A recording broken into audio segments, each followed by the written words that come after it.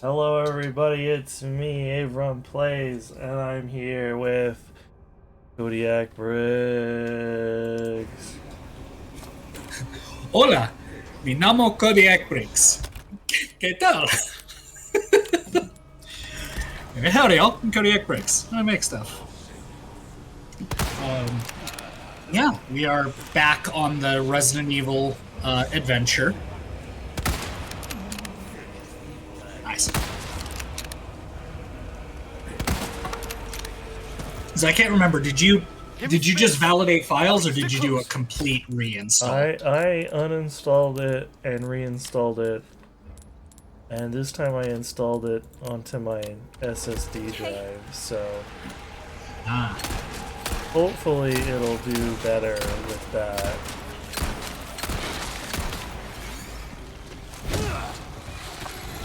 One can always hope.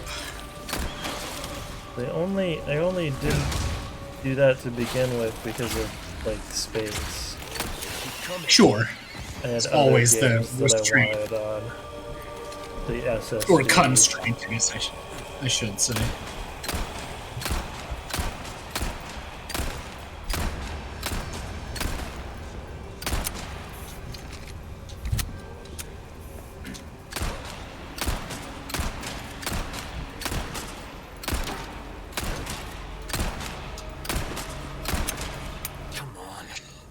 So, I was getting coffee earlier today, one of my favorite little coffee shops, and I realized that myself and my spouse might be the reason, like, we might have been someone's story at work today, and possibly for the next week or so. Because we tend to, when we get coffee, we'll like visit the same shop around the same time if we're both like free in the morning. I prefer to park and walk in. My spouse prefers to go through the drive-thru. So this is all well and good. But they're in the drive-thru, they're enjoying themselves. And I notice that they start to, like, freak out about something. And I'm looking through the like, drive-up window from inside the cafe, trying to figure out, like, why are you freaking out? Like, what's going on here? And I see the mouth spider. The sweet barista hands me my coffee, and I sort of jog outside, and sure enough, there is like a little jumping spider that is in my spouse's window, like on the driver's side, and is making like, it's a jumping spider. It can't in any way, shape, or form harm them, but I also understand that, like, that's the fun part about phobias, is they're often not expressly rational. But I walk up, and I'm just like, okay, uh-oh. Right. You okay? I walk up, I set my coffee and, like, my biscuit, or whatever I got, like, down on their hood.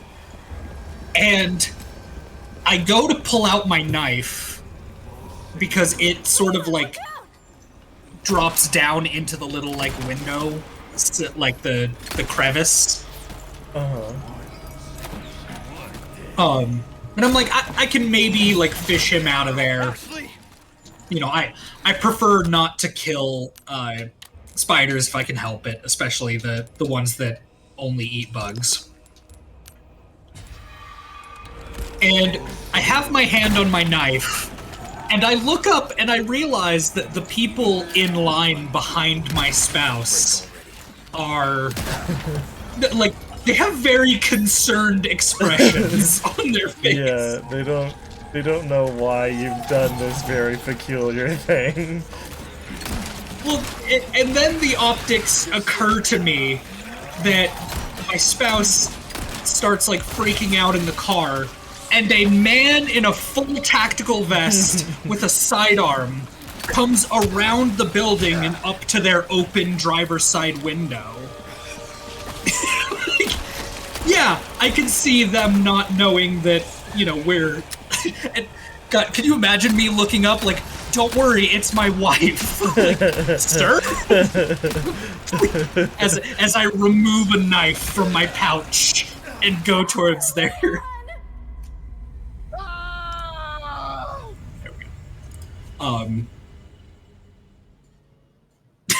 Just, yeah, the optics of it, I was thinking about it, like, yeah, I probably... So I ended up not pulling out my knife and just sort of standing there, because I couldn't really do anything else about the spider. It was just there.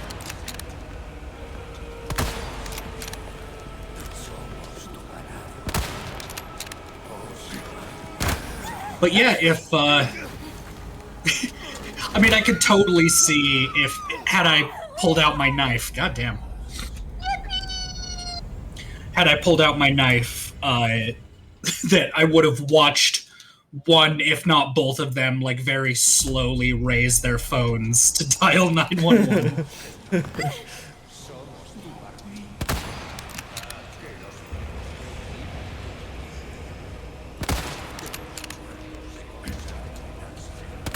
Speaking of 911, I got mistaken for law enforcement in the quote-unquote funniest way the other day. I was getting lunch, and I had like sat down and was just kind of waiting like near the cash register. And this couple came in, and they were like very playfully arguing with each other, like wrestling back and forth on like who was gonna pay. It's like she was trying to pay with her phone that had like one of those little card holders in the back. She's trying to like get around him to like scan the thing on the reader, and he's trying to simultaneously take her phone away and you know, scan his own card. And at one point, I need to make those ones louder.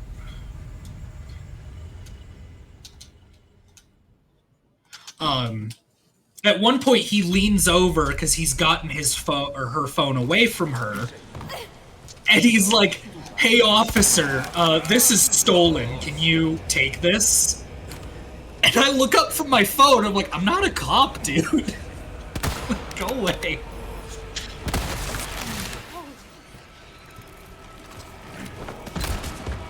He was just very, like, he stops, he's like, "What are you then?" I'm like, "I fix ATMs." Like, fuck off. Let's go get lunch, man. I want your fucking girlfriend's phone.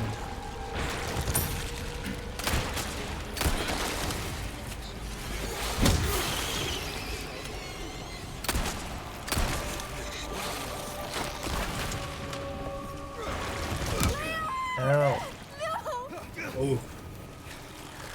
Not being on fire, though. The way she said no, I thought that was it. You were just done. Damn. I knew it. What did you knew, Leon? I knew it. I won.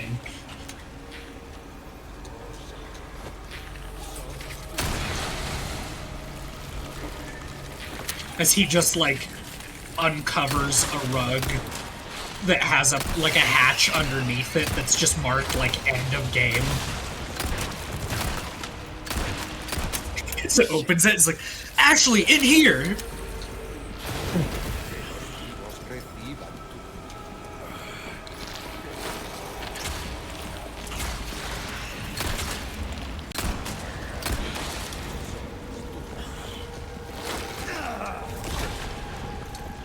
I know this sort of thing has softly been done with, like, characters such as Sans Undertale, where he's like acutely aware of each of your like lives and like each of your runs and whatnot. But I don't know why this just popped into my head, the hilarity of like an Ashley style companion who just slowly gets more and more like bored as you keep dying in the attempts to rescue them.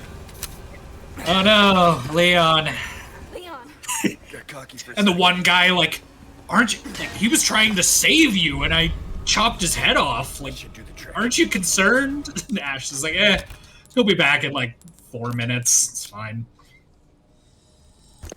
What do you mean he'll be back? He's definitely dead. No. He's most certainly dead. Nah, I mean, you won't remember. Like, your ones and zeros will get reset. Like, but I gotta wait for this asshole to come back. What?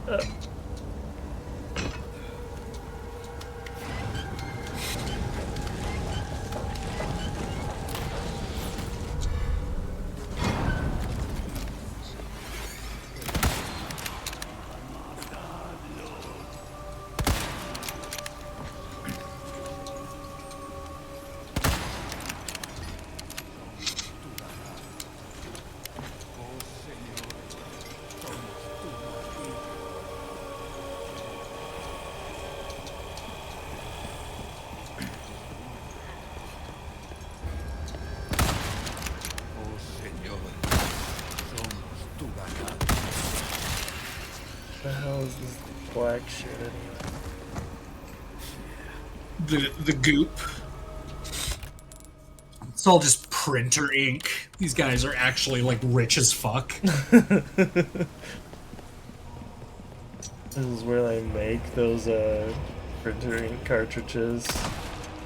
Yeah, there's a whole like blood sacrifice and ceremony around them. Like, that's why they're actually as expensive as they are.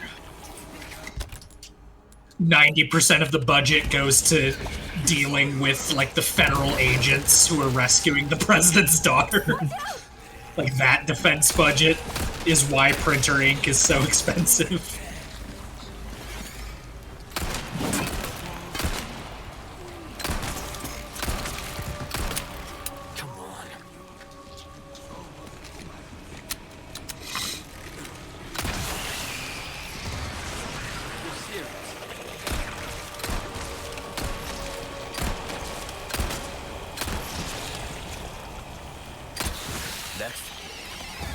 Speaking of printer ink, I think it's been long enough that I can talk about this now.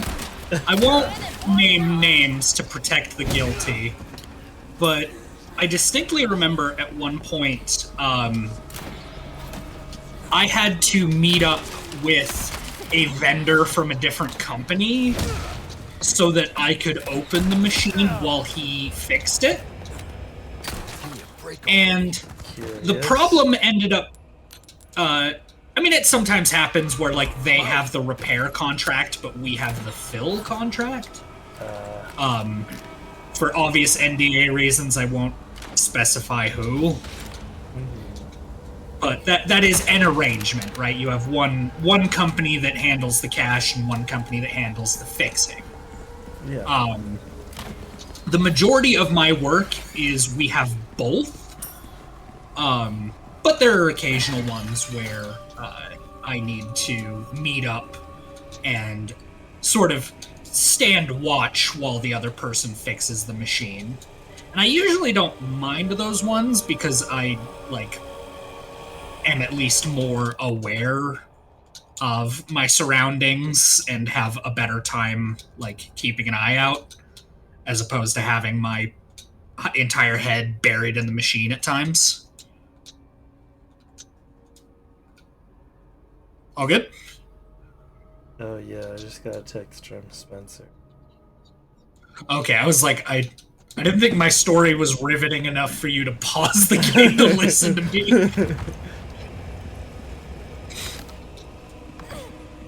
Anywho, but this guy, he came in and he was like, yeah, we see this problem all the time.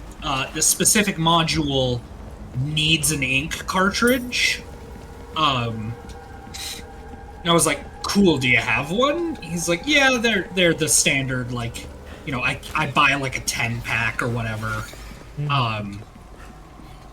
And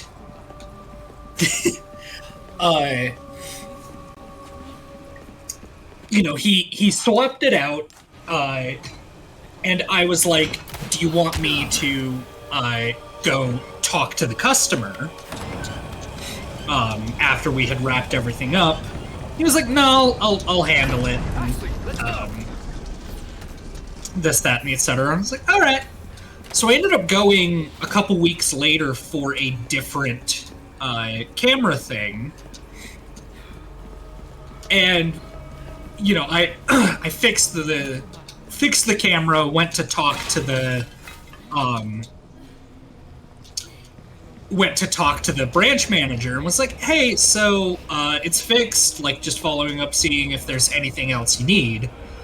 And 99% of the time the answer is no. I like working with a lot of banks and credit unions because, like, they're very simple. You know, they may jokingly ask me to, like, fix the thermostat or something, but never anything, like, overtly crazy. But in this one specific case, the 1% of the time, they do actually need help with something else. And most of the time, when it comes to that other stuff, I can't help them, but I can point them in the right direction. This was one where I couldn't help them, but I also couldn't necessarily point them in the right direction because they already knew which direction they needed to take it. Okay? Because, you know, these ink cartridges, they're expensive, but I'll cover you. they were much more specifically about the whole, man, he is taking his sweet fucking time, isn't he? You gotta be careful so Nice. you don't trip in your bows. Naturally. Which is why the rest of them sprint at you, but these ones, take their sweet time. Be careful.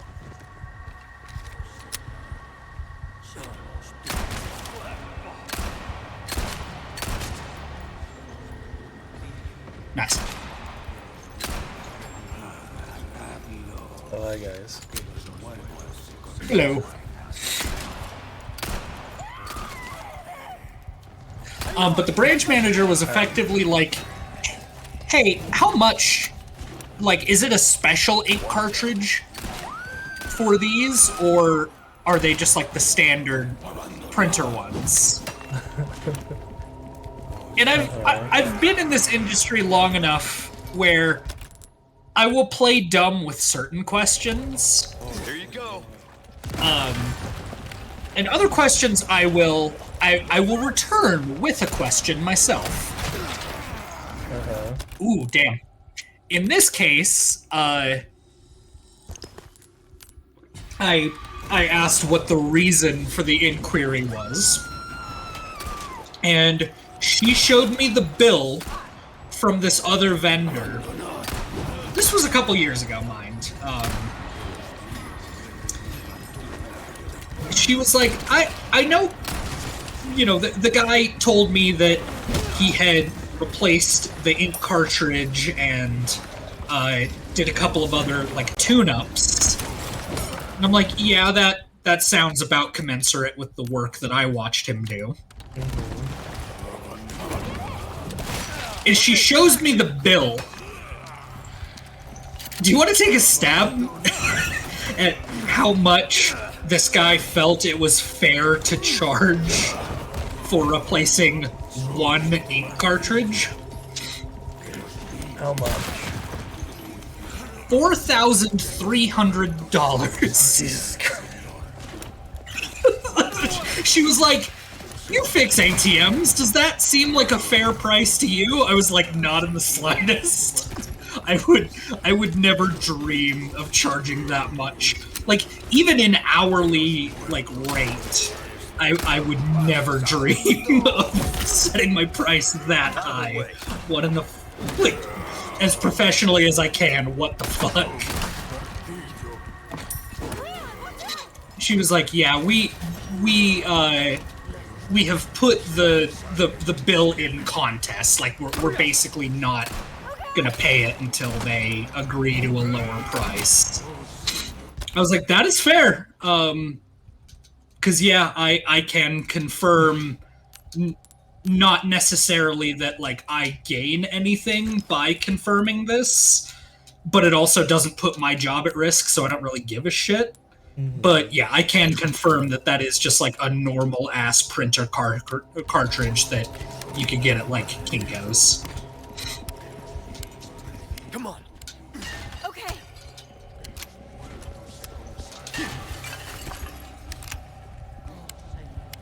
You know what?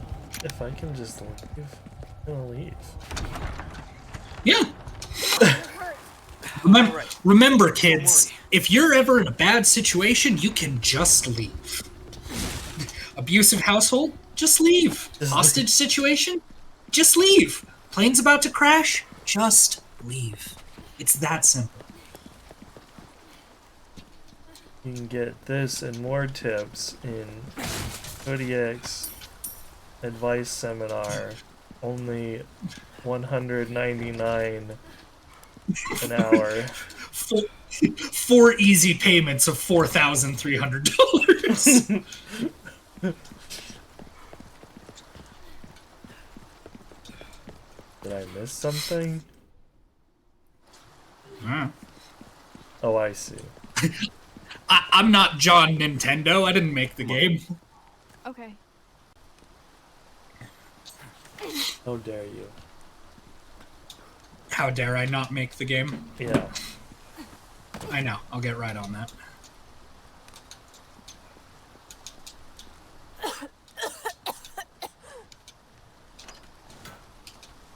She just dies on the other side of the fucking gate. You're just like, well, shit. This is the worst thing that could Looks have like the right happened. place. You okay? I think so.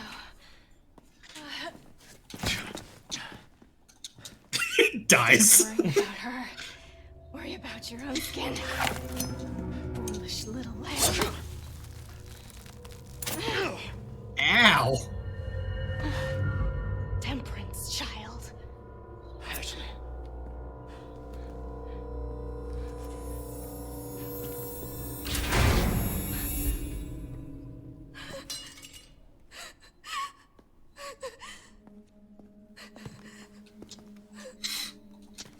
Wait!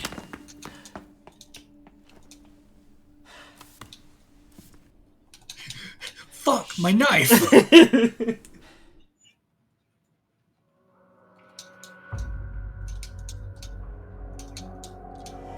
It cost me $4,300.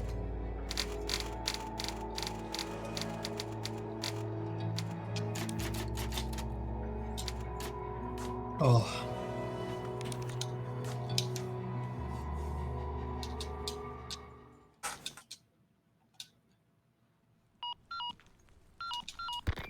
Roost, come in. Things went to shit. We took refuge inside a castle, but I've just been separated from Baby Eagle. You. Roost, you're breaking up. Do you read me? Oh shit, it's my audio. Chopper. Damn it. So much for that. Fish.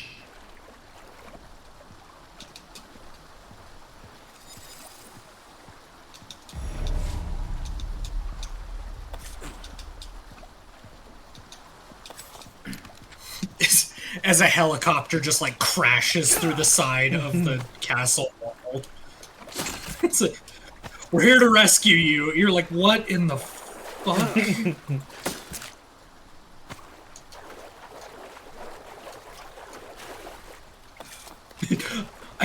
I lost Baby Eagle. Oh, okay, we'll be back. And it just like dislodges itself and flies away. Just the leaves. I don't know why I'm also so humored by like if I ever do make a video game, I get to be tongue in cheek with it. I don't want a single helicopter to crash. I want to put helicopters in a lot of situations that would destroy them and would be considered a crash, but they just inexplicably are like indestructible.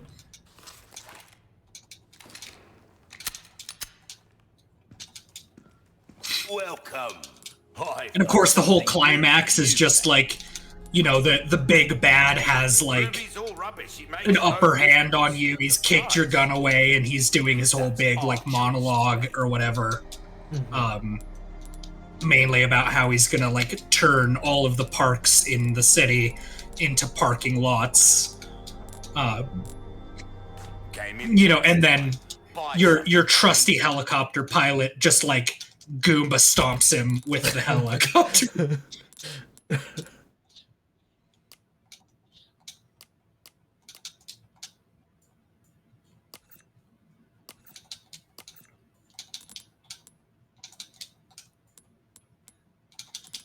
Like have the big bad's like enemy helicopter and, you know, your main one at one point have like a sword fight with their rotors.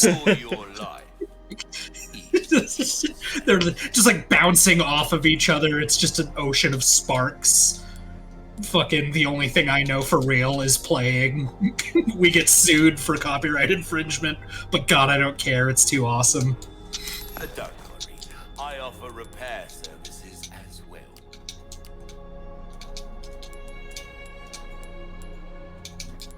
What's that?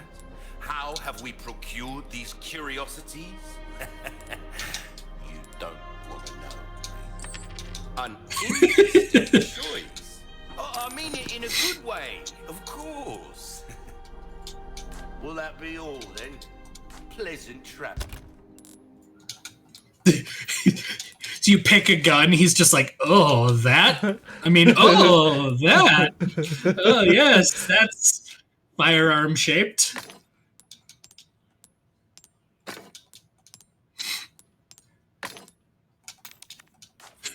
Something wrong with this gun? No, it's fine. It's fine. Why did you stock it if you didn't like it? I didn't say I didn't like it. I didn't say I didn't like it. I said it was a very interesting choice. Next question, Your please. weapons are easy work. Yay, I have body armor now. Woo!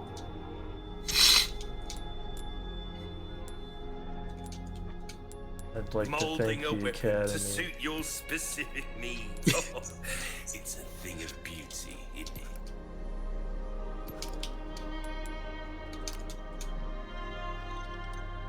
Anything else, I come back anytime. Oh, and Leon even wears it.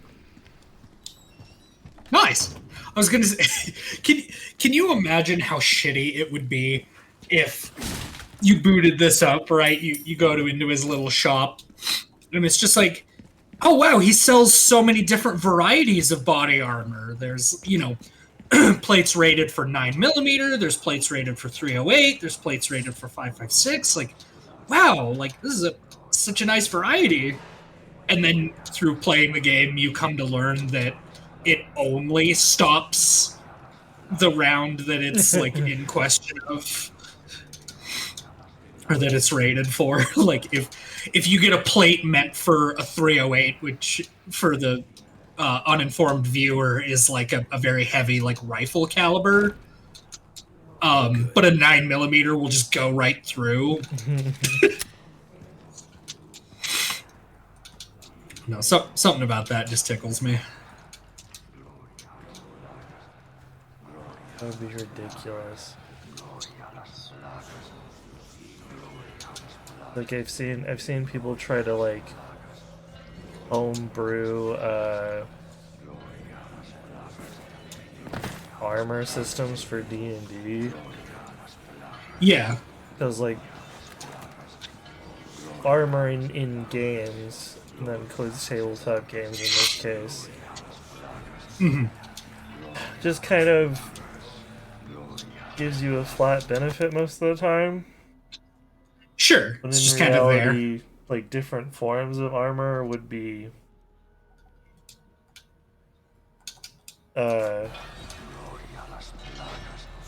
affected differently by different things.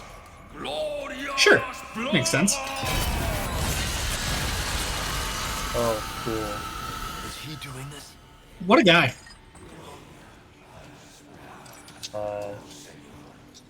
But it never really works. Mhm. It's always so overcomplicated. Nobody wants to engage with the system. Don't mind me. We had a light version of that with one of our players in an old campaign I was part of. It was his own like self-imposed thing where, depending on the attack roll that someone else made against him, if it didn't beat his armor class, he had a different way of describing, like, oh, if it's closer to my AC, like, the armor did actually stop it, but there's, like, a pockmark now, right? Or, like, some other detail about his armor would change. But at lower rolls, he would say, like, oh, it just missed, or it deflected, or, you know, like, the arrow got stuck in the shield. And, like, that added kind of a nice, like, fun flavor thing, but it wasn't a system any more complex than just if an attack roll meets or beats your AC.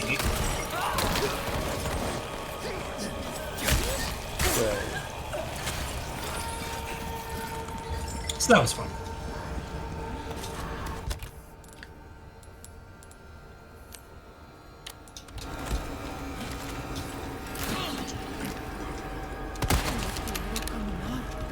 Really?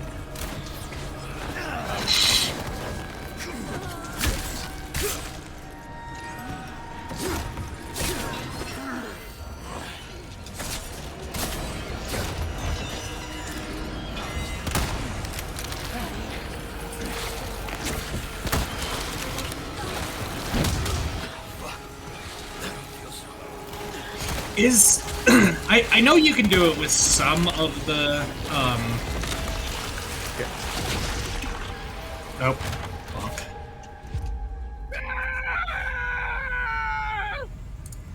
Anyway, I know you can do it with some of the Resident Evil. I can speak. Some of the Resident Evil games where they let you do New Game Plus, and like you get to come back through with all the guns you already bought and unlocked. Is this one of those? Sorry, you're gonna have to repeat that. No worries. Is this one, because I know some of them will let you do like a New Game Plus where you can replay through the campaign with all the guns and equipment that you already bought? Yes. If it's anything like the old game, you have New Game Plus. And you can unlock like extra like wacky stuff through New Game Plus as well. Gotcha. Because yeah, I think it was 5 that I was playing with one of my ex-boyfriends, and he, like, at one point, you know, I'm there with my little, like, handgun. Yeah. Playing next to him, and he's like, don't worry, I got this. And he pulls out a minigun. Timeout. Why am I stuck with this shitty little thing? Yeah, I haven't played 5 enough to know all the rewards for that. Like for this one, you have one, which is the Thompson submachine gun, and it's called the Chicago Typewriter. There you go.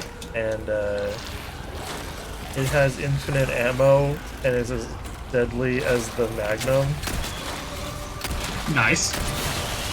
For the machine gun. You can just do a real, like, yeah, rattle 'em, boys! Yeah.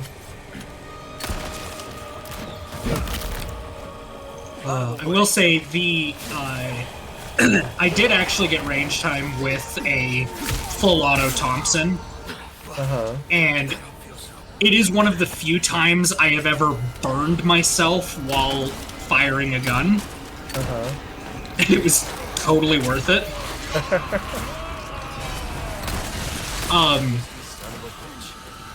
You know, so for anyone who doesn't know what the Thompson looks like, just, you know, M1918 Thompson, Chicago typewriter, etc. Like, there's lots of different ways you can refer to it. But sometimes it has a drum magazine, and sometimes it has like a little skinny stick magazine.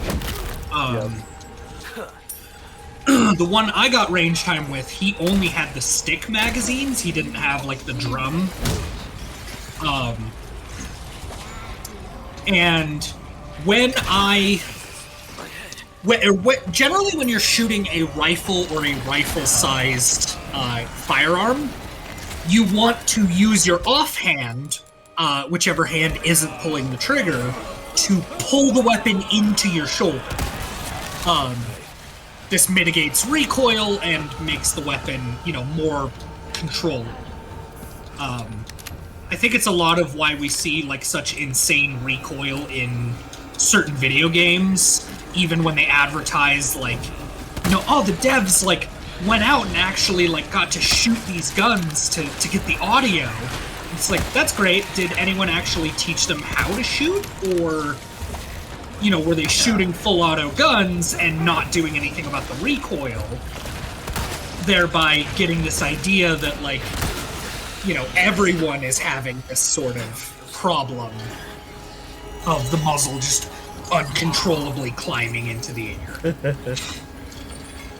That being said, with the Thompson, I put my hand up, because it just had, the one I fired had the normal, like, it didn't have the foregrip, it just had the normal, like,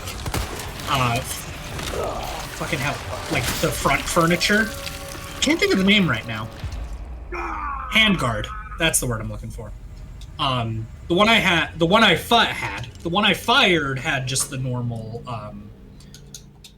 like, handguard. I just said the word. Goddamn. And, so I put, instead of, like, gripping that, I put my hand against the magazine like a foregrip and pulled it into my shoulder. And the thing I didn't realize is there is a gap between where the magazine sits and like the little front segment. And I ended up like burning the top of my left hand because all of the hot gas that was coming out of that little gap had nowhere to go other than the top of my left hand. Just burned the shit out of myself while firing it the first time. It's like, okay, it makes a little more sense that they eventually put like the foregrip on this thing and made it like very apparent and easy to tell where to hold it.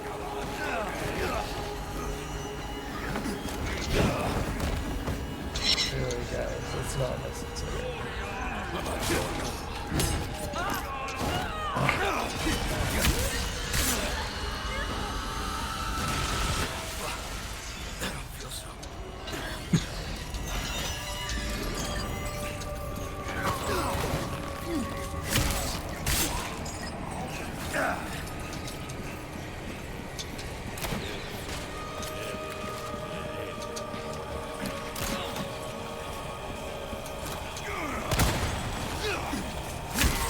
Really, guys, this is a lot of work for little old me.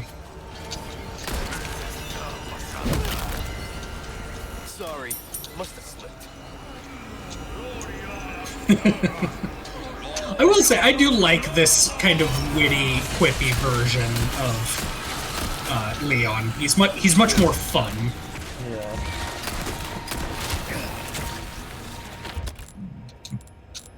This Leon has seen this shit before.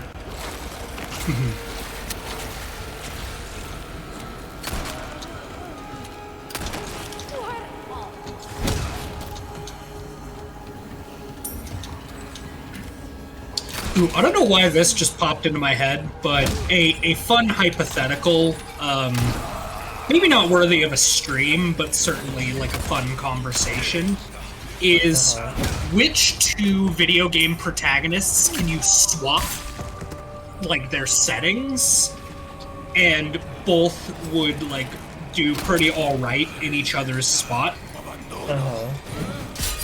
Because I know you get a lot of like Doomslayer and Isabel sort of being swapped, and I love that, make no mistake. It's a perfect like dichotomy.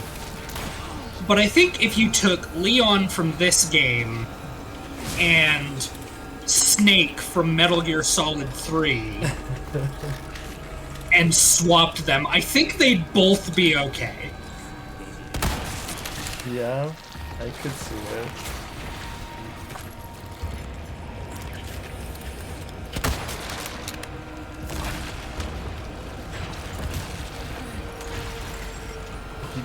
You'd get on the Kodak and you'd be like, what the fuck is this? What the fuck is this? Is it, what is it? Eagle one to the nest or whatever. Fucking Sigint is like just answers and is like, huh? Like, who the fuck are you?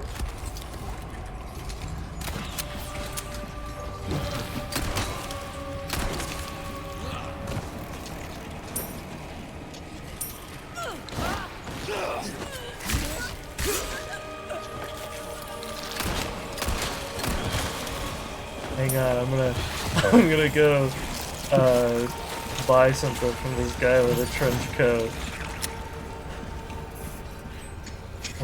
Wait, Leon, why is there a guy with a trench coat in the middle of Russia? I like the idea that the arms merchant like comes with him. Does that... God, that means that Snake is just finding all of these guns in here. And just like picking them up. That's so good.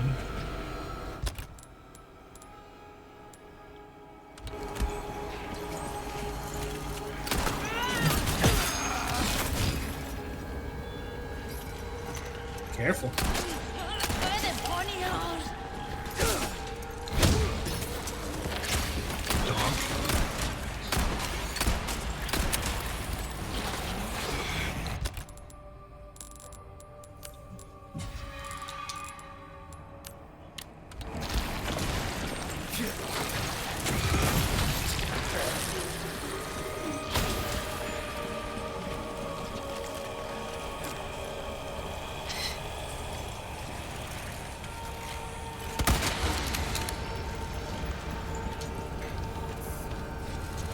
I had to wait and shoot as many of them at the same time as I could.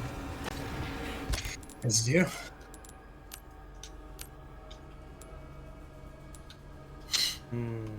Shoot.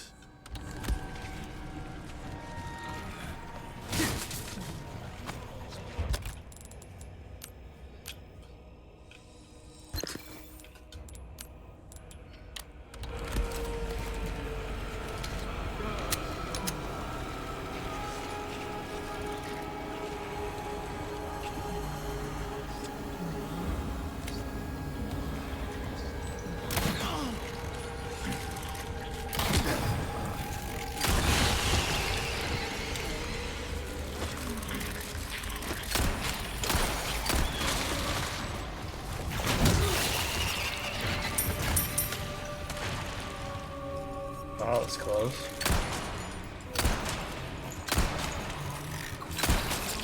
So it goes. Ah.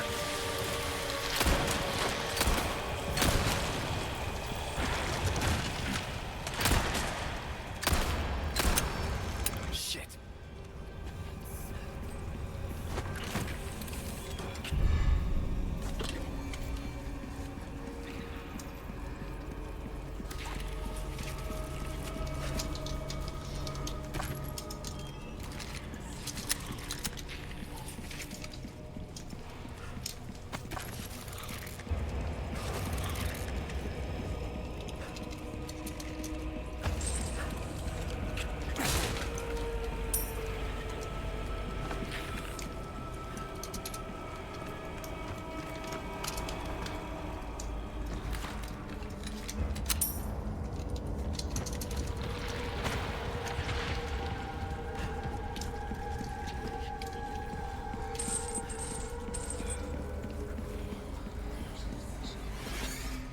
Where did he I go? like to think.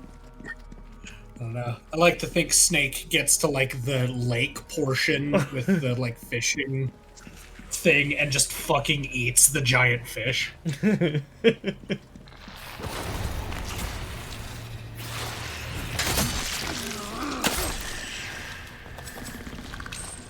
food for you.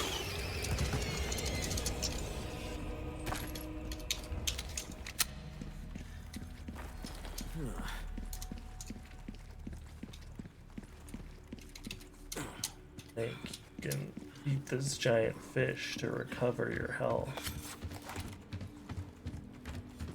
Like Snake has already started.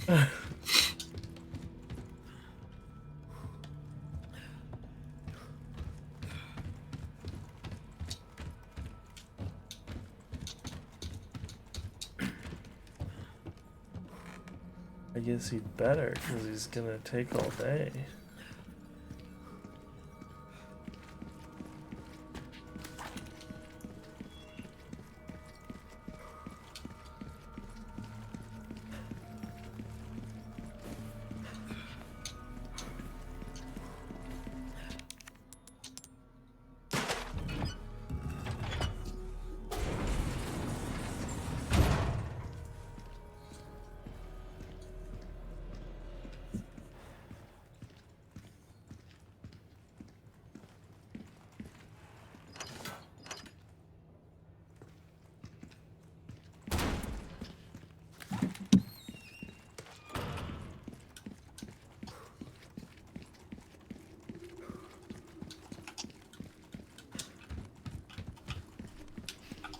Oh, break's over, I suppose.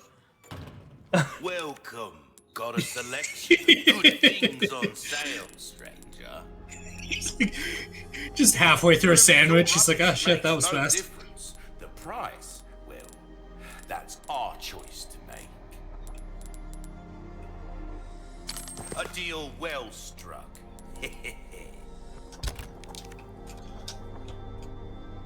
Let us know when you've made some room. Will I come back anytime?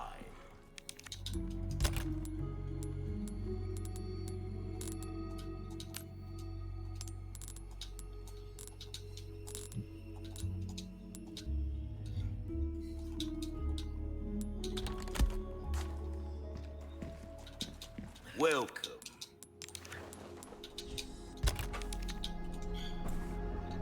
I'll hand this over when you've got the space.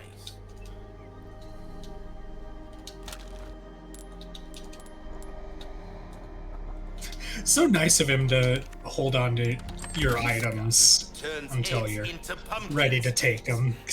You fucking imagine you buy something, you don't have room for it, and he's just like, well, just yeets it over his shoulder into a ravine.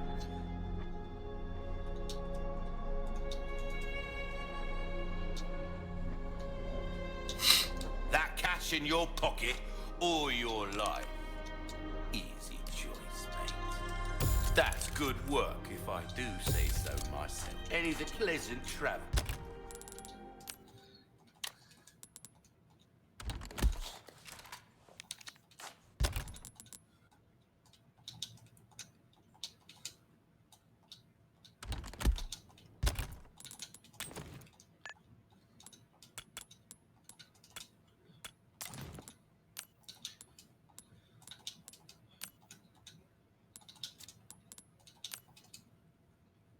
So, what are we looking at here? Ooh, the HK SL8. Fascinating. Fascinating. Yeah. They call it the Stingray, huh? Yeah. So this is a civilian, like, marksman variant of the G36 platform. It shares a lot of similarities, such as the selector switch, the magazine. The rail is pretty indicative of the G36C.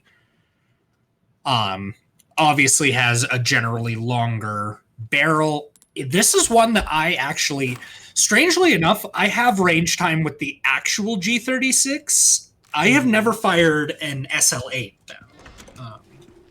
It is not that there are I think 3 guns that I will ever turn my nose up to if I'm at the range and someone offers me the ability to get range time with it. And this is far from one that I would turn my nose up to. Gotcha.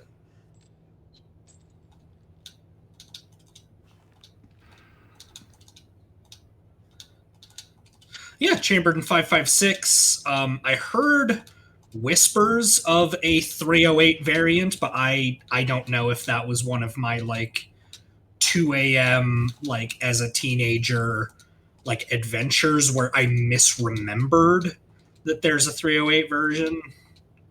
I used to spend a lot, like, and I mean an embarrassing amount of time on a old Flash website called pimpmygun.drnoob.com. Obviously, with the death of Flash, I mean the site even before Flash died was like long defunct. But there was a whole like Flickr account that was there was a whole Flickr like page that was dedicated to people sharing their builds. And I went and checked recently, and some of my old stuff is still up, so that's good. Won't open. That's good.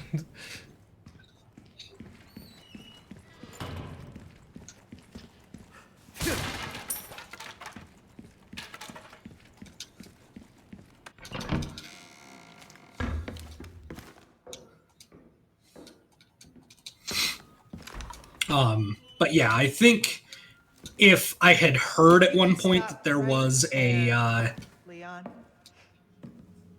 Well. wouldn't make me use this. if it isn't you. Well, after 6 years, that is one hell of a greeting. Ada. You don't seem surprised. Oh, it is Ada. Okay. Interesting.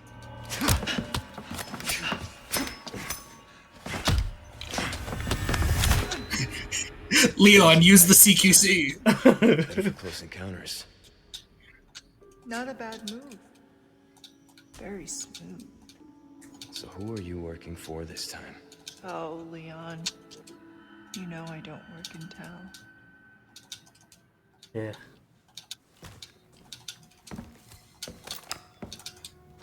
Leave the girl. She's lost no matter what. You walk away now, and who knows? Maybe you'll live to meet me again. And then I might get you that greeting you were looking for. You think I'm gonna give up that easy? Right. How about we continue this discussion another time?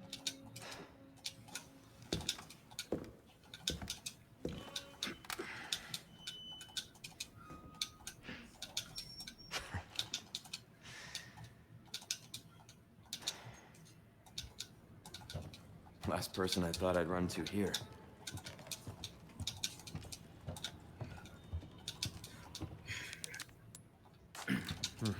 Looks like a trick door.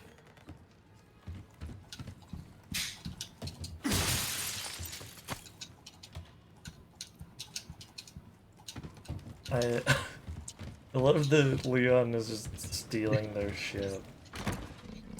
I mean, all's fair in guerrilla warfare.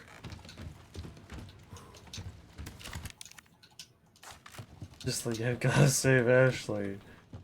Also, I need cash.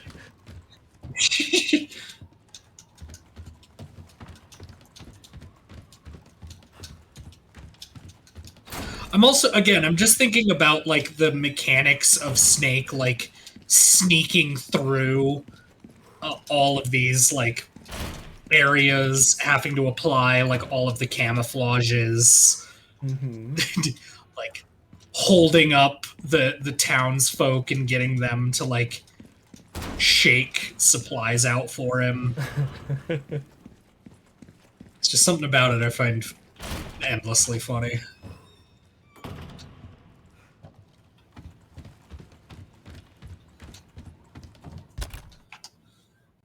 Oh. Oh.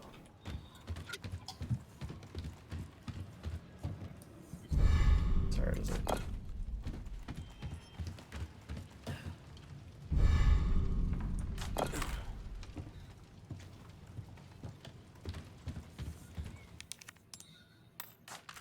Oh, and then that one is legitimately locked. There you go.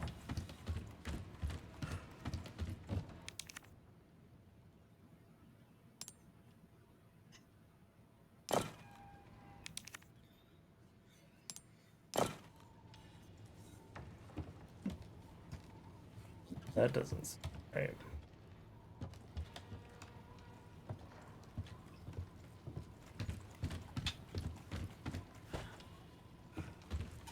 Are there any hints?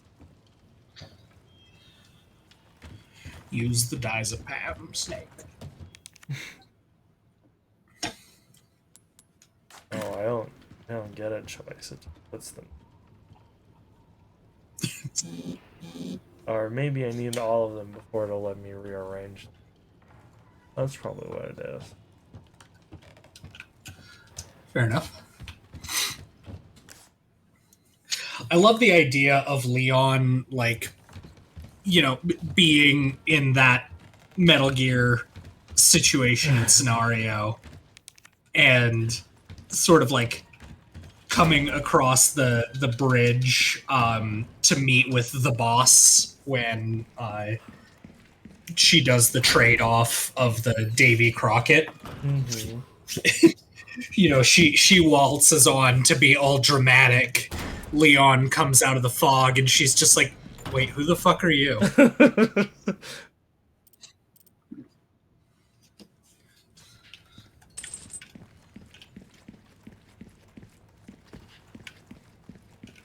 I've been waiting. Wait, who are you? Wait, oh, time out. Who's this?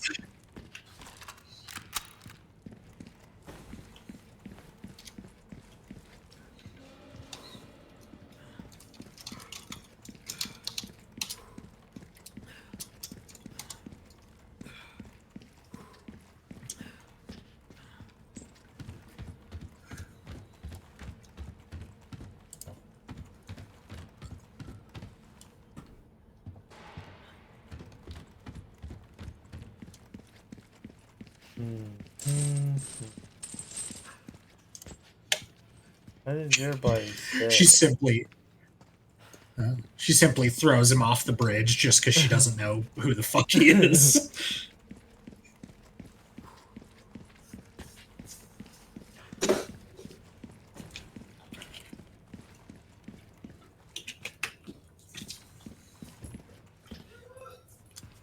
Hola! Hey, how's it going? Doing well, yourself?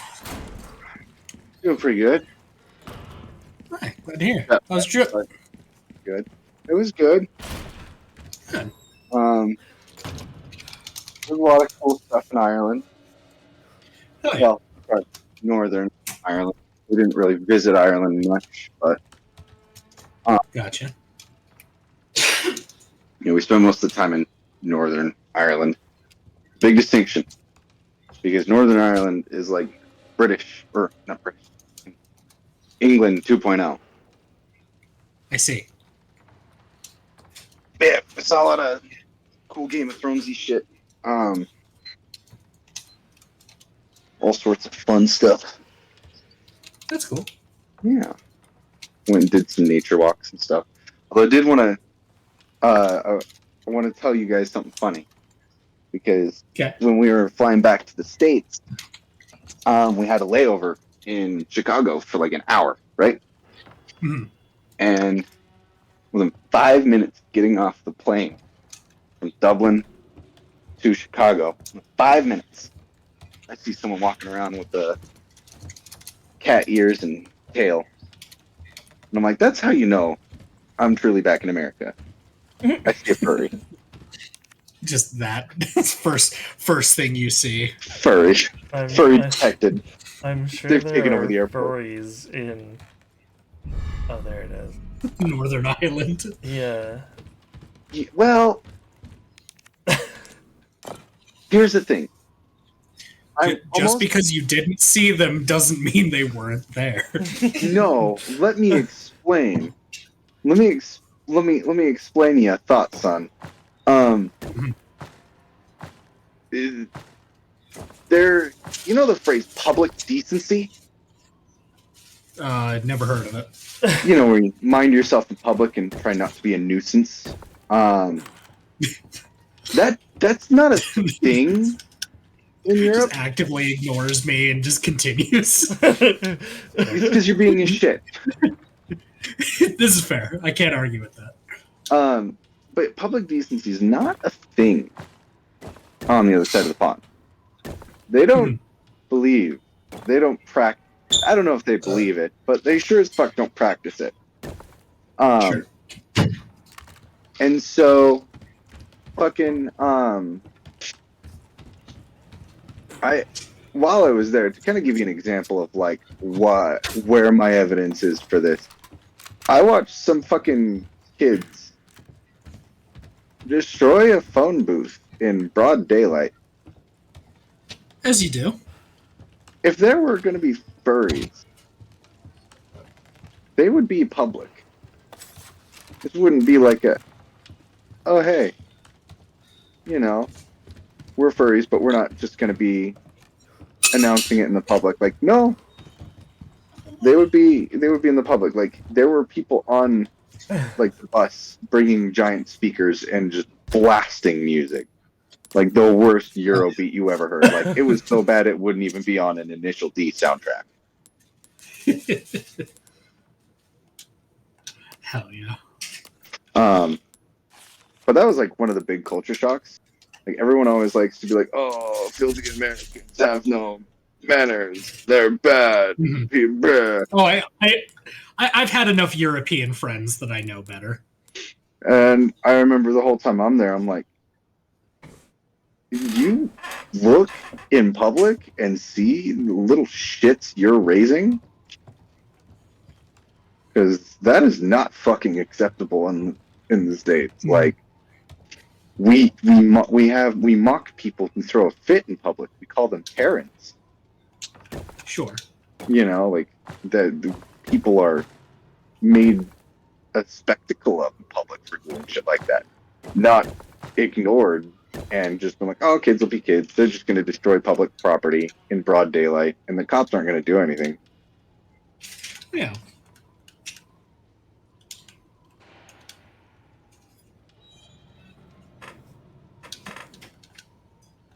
So that was probably like the biggest culture shock. That, and then the food. The food was weird. There's no such thing as spice over there. Oh, sure.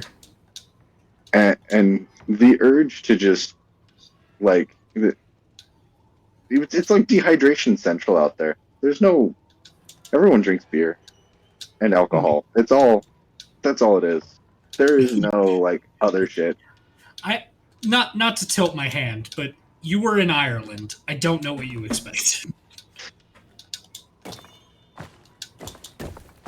We're also talking about, like, a group of people who pride themselves in, like, their regulations on food. Being like, oh, see, we're not like the Americans. We don't put Red 40 in our foods. I'm like, yeah, but you put twice as much sugar in your energy drinks as the Americans. Sure. That was weird to me, watching them put more. What? Like, you went to the energy drink factory in Northern Ireland and watched them pour twice as much sugar as they looked you in the eyes and called you a filthy American? Is that what happened? That is exactly what happened, Dave. Damn. Thank you for the privilege. My knowledge. But yeah, no, because, like, I remember it was like, man, this Red Bull tastes funny. Because Red Bull's usually my go-to. And I'm looking at the back of the can, and I'm like, there's something off about this. And I'm looking at, like, the ingredients, and, like, that's a lot of fucking sugar for a Red Bull. So I just go to Google, and I'm like, how much is, what's the nutritional facts of the Red Bull in the States? Yeah. And it's like a third more sugar in the European version, and I'm like, damn, y'all love your sugar. Mhm. And it's like, it was just wild. It was like, damn, y'all want to give us shit for our red 40. Yeah, well, I don't think those are really that comparable, to be perfectly honest. Sure. Oh, just because Like- aspartame gave one person cancer means we need to prevent it from ever being sold. What? What? What does this? Where does aspartame come from? What do you mean? We were just talking about chemicals that are banned in the Europe and Well, So not in the I'm States. yeah, your leap I'm in logic seeing- here is frankly madness. I was gonna say I see where you're coming from, Spencer. That Red 40 and aspartame are a chemical, but you had been largely rallying against solely Red 40 for the last half hour, and Well, so I mean, they're both your just fucking chemicals. your sudden switch to aspartame causes the confusion, I think. Well, the thought process behind it was that they were both chemicals and they're both in drinks and both banned. It's one thing to include like a lot of sugar. Sugar is just a thing, you know. Consume it with moderation. Sure. And I don't know anything about Red 40 or whatever. So I can't tell you if it's bad for you or not. But like, I mean, if it's it's not good for you. I can confirm that. Like, if they have reason to believe that it is, and they banned it because of that, then that's, you know, agree with it or not, that's completely different from having extra sugar in a drink. Uh-huh. Right. No, I get where you're coming from. I do. But the point I was just trying to make is that, like, it's very much a lesser of two evils kind of argument, and it feels a little silly when it's so blatantly like, it's something that Europeans pride themselves upon for doing, banning these things and removing these things from their diet. And so, like, when it's like you want to pride yourself about removing this, but your sugar intake is so horrible. Right. I mean, if you wanted a citation for that, you could just look at British people's teeth. You said it, not me. Dave made the. They're white edgy people. I can make fun of them. I can make fun of them. As a brown bear, I can make fun of white people, okay? Ooh. You might not want to be saying that, Dave.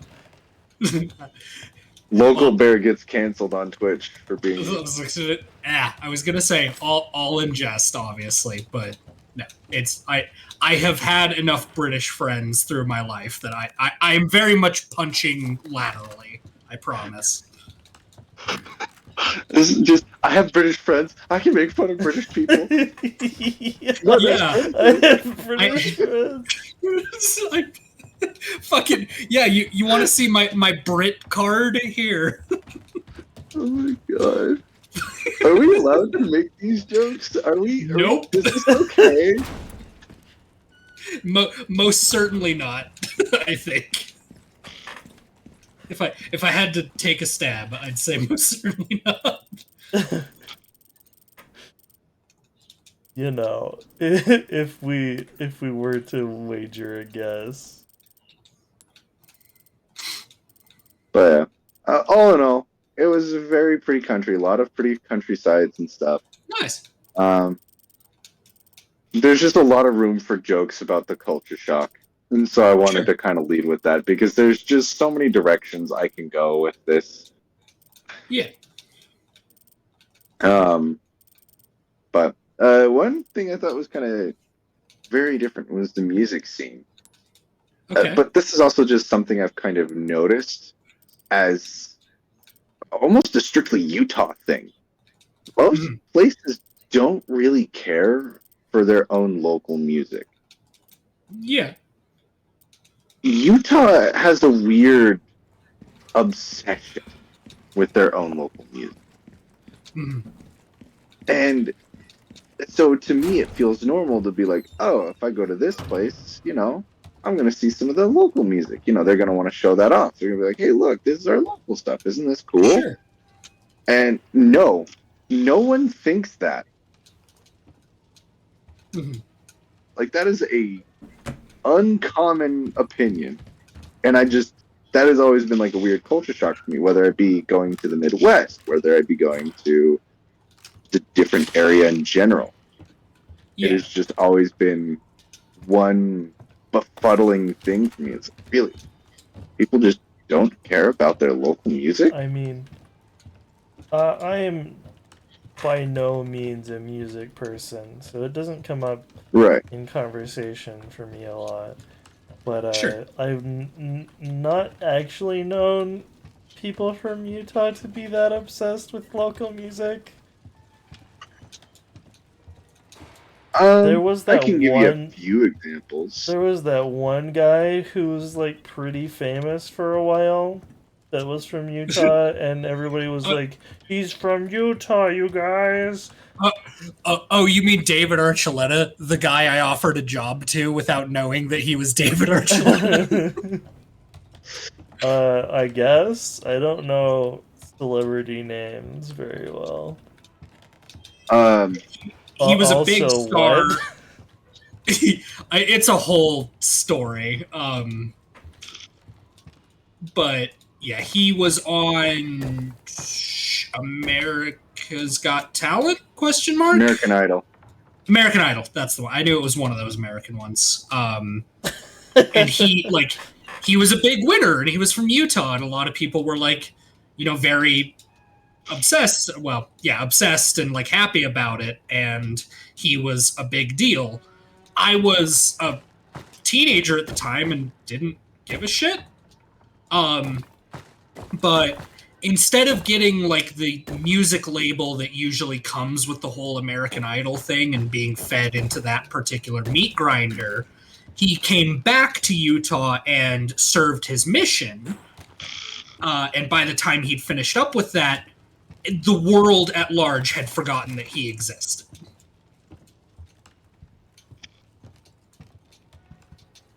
Right.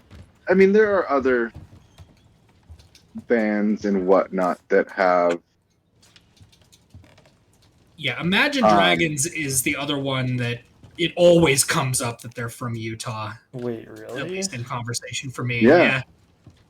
Imagine Dragons. I think they're out of, like, Draper, ? Weird. Yeah. Yeah. Let's see, what's another... some of the Killers members have family from Utah, but that's basically like saying they're from Utah. Sure. I guess more specifically, to kind of give you a more specific, like, instance. When I go to a record shop, be it Graywell or fucking any other just local record shop that I go to in Utah, they always have a local section. It is always like a featuring point of that record shop that they're like, hey, this section is devoted specifically to local artists. These are people from Utah who make music, who've made it big, haven't made it big, blah, blah, blah, everything in between. Sure. And even the radio stations out here are very generous when it comes to local artists. Like, you will hear, like, Royal Bliss. They're a local Utah band. They're played, they were played quite a bit on the radio.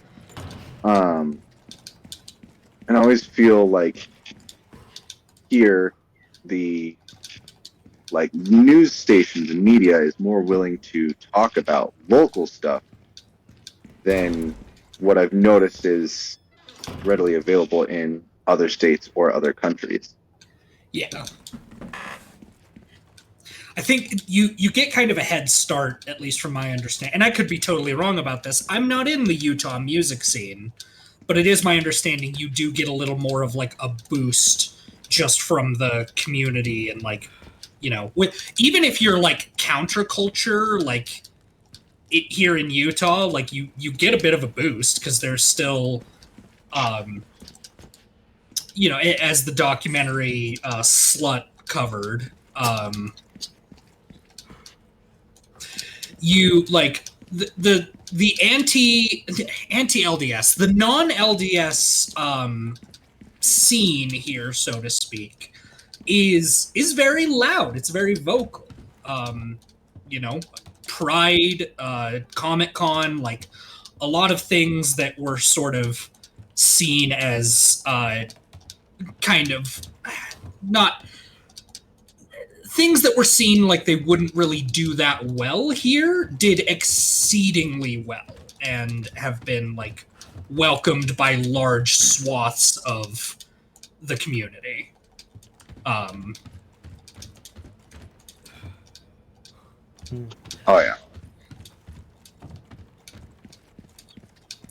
Anyway, yeah, you guys want to hear about the time I offered a very famous singer a job without realizing that was him? Yeah. So it was back when I did catering, and we had to set up for this like holiday concert at BYU, Brigham Young University, for anyone who doesn't know. You know, and they had this whole big like orchestral concert. They had people that were like, you know, singing Christmas music. It was this whole giant production. And this really nice guy was just like chatting me up as I was setting up the catering and getting everything ready. You know, he was kind of asking me about like what working in food service is like and some of the interesting people that I get to meet and talk to. And at one point I like this was before I had become jaded with food service and catering at large. But he as I was talking to him about it, I was sort of like, you know, if this whole like singing like music thing doesn't work out for you, then I can put in a good word for you with our catering company. And he just kind of nodded and was like, yeah, that sounds good. You know, and I finished setting up. He went off to go, you know, finish his rehearsal or whatever. And as I'm on my way out towards my van, I start to look at like the big posters that they have hung up everywhere. And I see the lovely, like, squishable face of the nice kid who'd been talking to me. Only to realize that it was straight up David Archuleta. It's like, oops. It's like I didn't recognize his face. I knew his name. I like knew of him, but you know, he wasn't wearing a name tag or anything. I didn't realize it was him. To be fair, in your defense, Dolly Parton lost a Dolly Parton look-alike contest. This is fair. I have also been adamantly studying the face of Tony Hawk in the event that I ever run into him. I don't want to be one of those guys. On one hand, I get you, but on the other hand, that could make you just as internet famous. Yeah.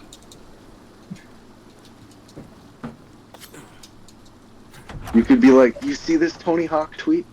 This is about me. This is me. I'm that asshole. I'm the asshole who didn't know what Tony Hawk looked like.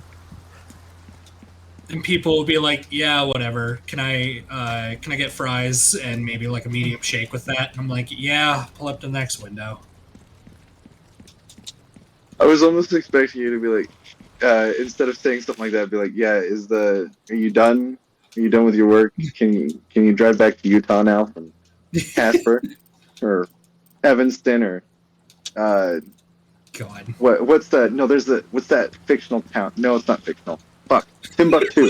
That's what it was. I almost called Timbuktu fictional. Anyway. That's the town I was trying to think of. I was like, what's the fucking name of that one town that everyone makes jokes about? Mhm. Or used to. Is What happened to Timbuktu jokes? Bring them back. is this the part where I tell you it's a country and not a town?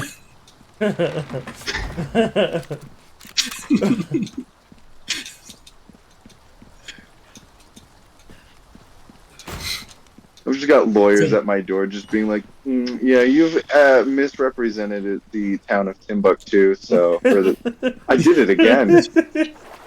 You misrepresented the country of Timbuktu and caused its people a great distress. We're going to sue you for libel and damages. A great distress to the people of the city of Timbuktu. Of the country. I fixed it. I said country. You did. I give you credit there.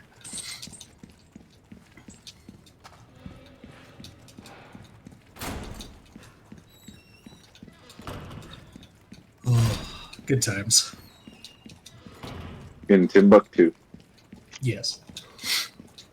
No, there's a radio series I love called Cabin Pressure. It's very British. It's very dry.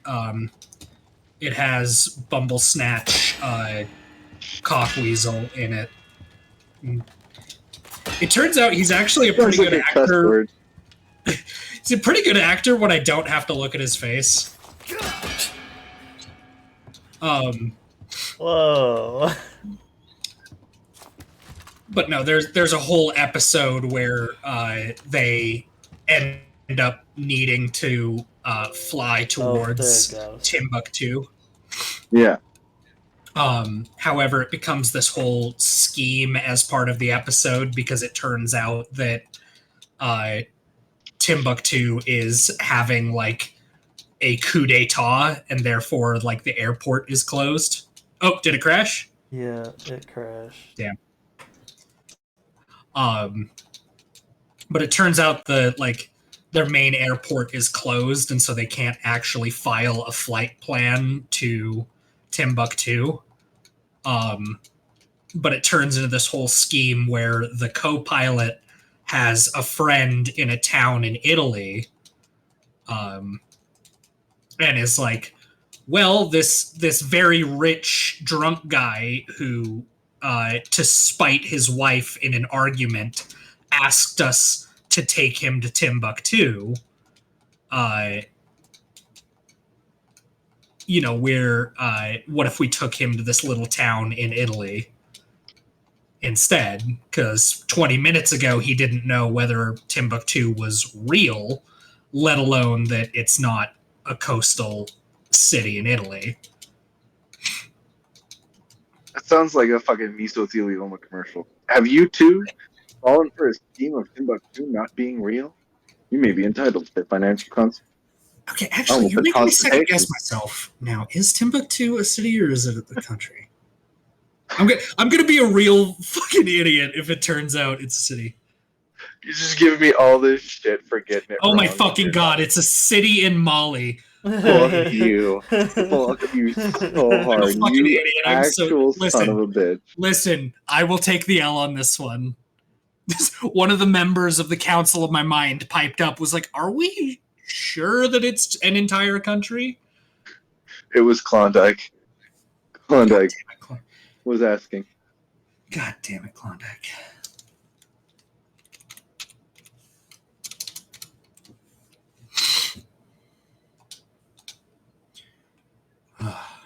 Daughter of a bastard. Now you're getting canceled in Mali? Is that what you said it was? Mali, yeah. M-A-L-I. Okay, yeah, now you're the one who's getting canceled for misrepresenting the people of Mali. See, about their city of Timbuktu.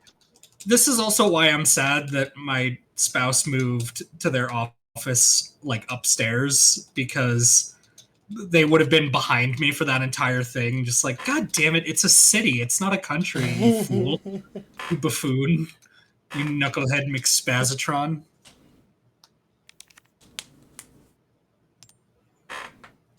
Well, in reparations, I definitely think I'm just going to dox myself for fun.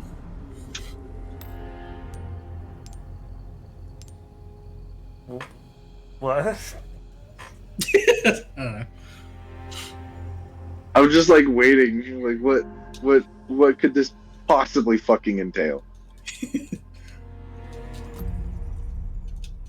I love the idea that I've been working to like keep my relative identity, not like a secret necessarily. Like I don't mind you guys referring to me as Dave, and I will admit, You have not worked hard to keep your identity a secret. You were anyone who's willing to do the legwork can find out like what my name is, but as to where I live or like my credit card number or anything to that effect, like I've worked pretty hard to keep that under wraps. What? Also, what was this about? Something being easy to find out about me? Oh, I was just meaning your name. Yeah, Your name. Your Instagram is very, very much linked to your online presence, your YouTube online presence. Last I checked, that is your name on it. Also, your book is also linked. One of because you never finished the second one. My bad. For some reason, I thought you finished the second. Your book is also linked to your online presence and is very much has your name. Yeah. I have also been working to take that down and relatively scrub that, but I also recognize that once something's on the internet, you can't really get it back. You hear the Barbra Streisand effect? Yeah. No, and that's why I'm not like actively trying to like bury any of it, because I understand it is moot to a degree, but keeping relative like YouTube stands from being like creepy or crazy with knowing where I live. You know, I talk a lot about fixing ATMs and what I do for work, but I'm also tacitly aware, of the notion that I don't want to just invite people to like roll up on me while I'm fixing a machine. You don't? Shock and awe, I know. Fucking weirdo. What am I missing? Grand question.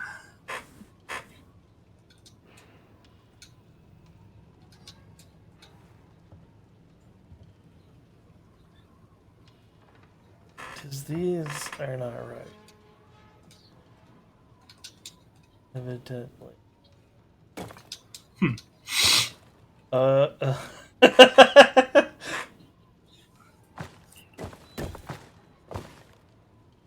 They've had front and back sides this whole time. Ah, that'll do it. And I've just been running around.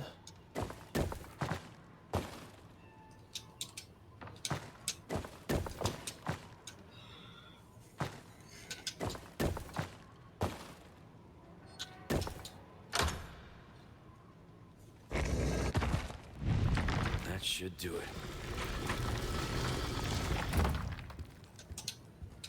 All right. Need to find Ashley. Red. Ratatouille? Dave. Yeah. You want to read? Hear the signal echo through the mountains. Rocks become gravel and the castle walls crumble. Behold the crimson shade of the night sky. A river of tainted blood befouls the sea. Sacrifice your life and the blood of your enemy. Atone for your ancient sins. I see. Subtle. I was almost Oh, expecting Siri, you to that pull wasn't like a directed at you. Bible reference of like, oh, Sun Tzu, Art of War, page 3. Page 3. A Bible reference to Sun Tzu. Oh, great. Yeah, y'all don't ever just reference Sun Tzu's Art of War like it's the Bible. I mean, I have a copy of a translated version of Sun Tzu's The Art of War. I don't know as I quite think of it as akin to a Bible, but I do love the idea of Sun Tzu himself being a character in the Bible. That is very funny to me. You know what? I always laugh with, like, when it comes to, like, translated publications, because it's like, what's to stop them from lying? I mean, nothing, which is why a lot of stuff just can't be trusted.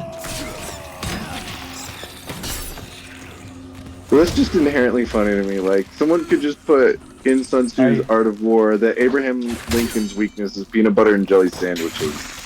Like, that could have been done, like, forever ago. And who would have corrected it? Spencer, I want you to know that, like, the meaning of whole passages in the literal Bible has been changed by, like, some monk making a translation error or deciding a different word fit more than the one that another monk would have translated. Oh, yeah. It's just been a several thousand-year game of telephone. Well, there have been wars that have been fought over this shit.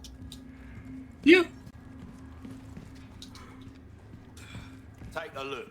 Something's bound to catch your eye. Dude, you were just here? You're just here?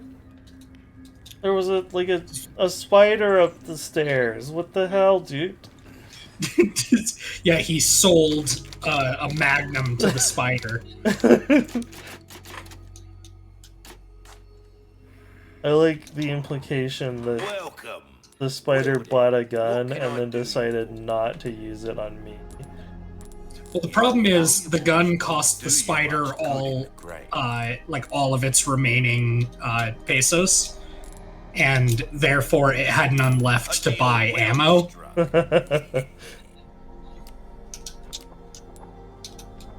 So it went back to like its little spiderweb apartment and stored the gun in like a little web-shaped safe. It's like, I'll get ammo for this later, and then was coming down the stairs, and there you were. That cash in your pocket or your life. It's like, oh fuck, the exact thing I bought a gun for. Damn it. Molding a weapon to suit your specific needs. Dazzled. Yeah, was the spider also one day away from retirement? It was 1 day away from retirement, exactly.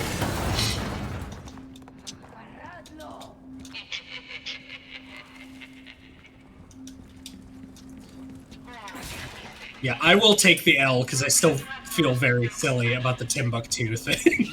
You once was enough. It's like, wait. Am I doing that thing where I spread lies on the internet confidently?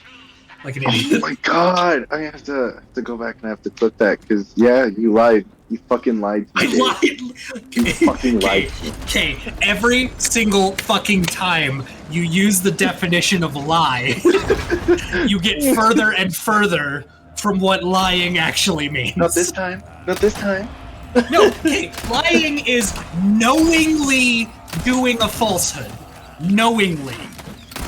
I was incorrect, I was certainly wrong.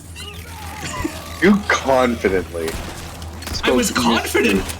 I was confident about being wrong, but that doesn't mean that I then looked to the side and was like, tee-hee, I'm gaslighting my friend. No, the moment I had an uncertainty, I looked it up and realized I was wrong and corrected myself. That's fine and dandy, but that doesn't fit my narrative. Yeah, I guess I can't argue that. Fuck.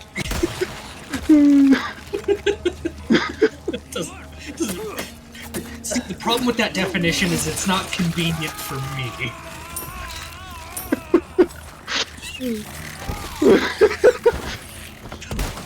Next.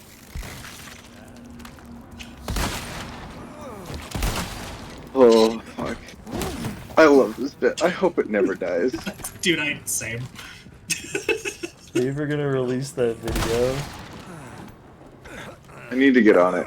Well, because like I got fucking deathly ill as I was finishing the production of it, and then like fucking life has gone fucking bonkers for me these past few months. For sure. And then I'm like, fuck it, I'm leaving this town. I'm leaving this country. I'm getting out of here. I'm going to Timbuktu. Literally, I went to Timbuktu. And now that I'm back and things have just calmed down, and I'm just like, you know what? It's time to bust that back out. Time to finish it. I have put so much work into it to let it just die here. Like, ain't no way I'm just gonna abandon all that fucking... You have any idea how many hours of footage I went through to collect everything that conveniently fit my narrative? I can only imagine. I'm sure it's going to be a similar process for Aaron going through to find every single instance of you or I climbing up a ladder in a video game. One more. What a thrill. The darkness Like and that? silence? Someday you'll feed on a tree frog. Someday you'll go through the rain. What a thrill. Yeah, like Trial. I want you guys to know that in sort of preparation for that video idea before I told you guys about it,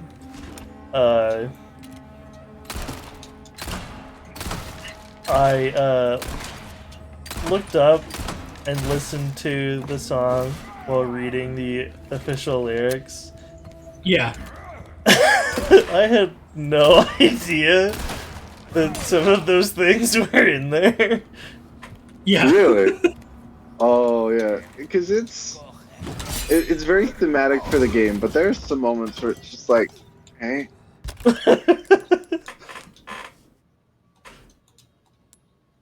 Kojima's weird.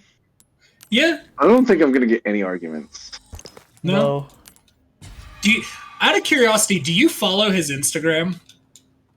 Yes. Okay, good. I was gonna say, if you don't, I thoroughly recommend it because I think he is the only person on that hell site that is using it correctly. Isn't because his Instagram's the one that's where he moved all his food eating to, isn't it? I mean, there's food eating, there's him, like, doing promotionals for, like, upcoming movies or projects that he's part of. Yeah. But he never writes a description, he never posts any tags, like, he doesn't write anything, he just posts the picture and, like, puts his phone down and lives his life. And, yeah. like, he's the only person using the the app correctly, as far as I'm concerned. Like, can I do that? No, I have to put my funny little tags and descriptions of what's going on in the photo. Yeah, funny man. Because I'm an idiot. Dummy. I love how Kojima had a viral meme recently.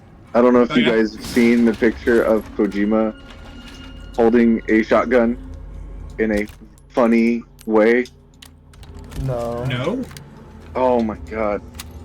It didn't go super viral, but it went viral enough that like I kind of saw it more. I saw it more than just on his Twitter. Sure. Let me pull it up and I'll put it in the group chat because it sends me. It's because he's just a little guy having fun. Yeah. You know? No, he's like, that's what I love about him. He's just living his life. And every now and then he posts a picture of himself and he just looks just having so much fun, and it just brings a smile to my face because he's just a silly little guy. Yeah. God, I forget how much he posts. Yep.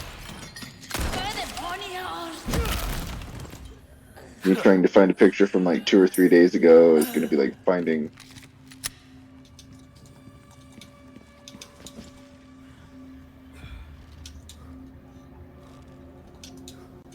Oh. It doesn't have... media would help. The media tab will help because these are pictures he posts, not reposts. Where is it?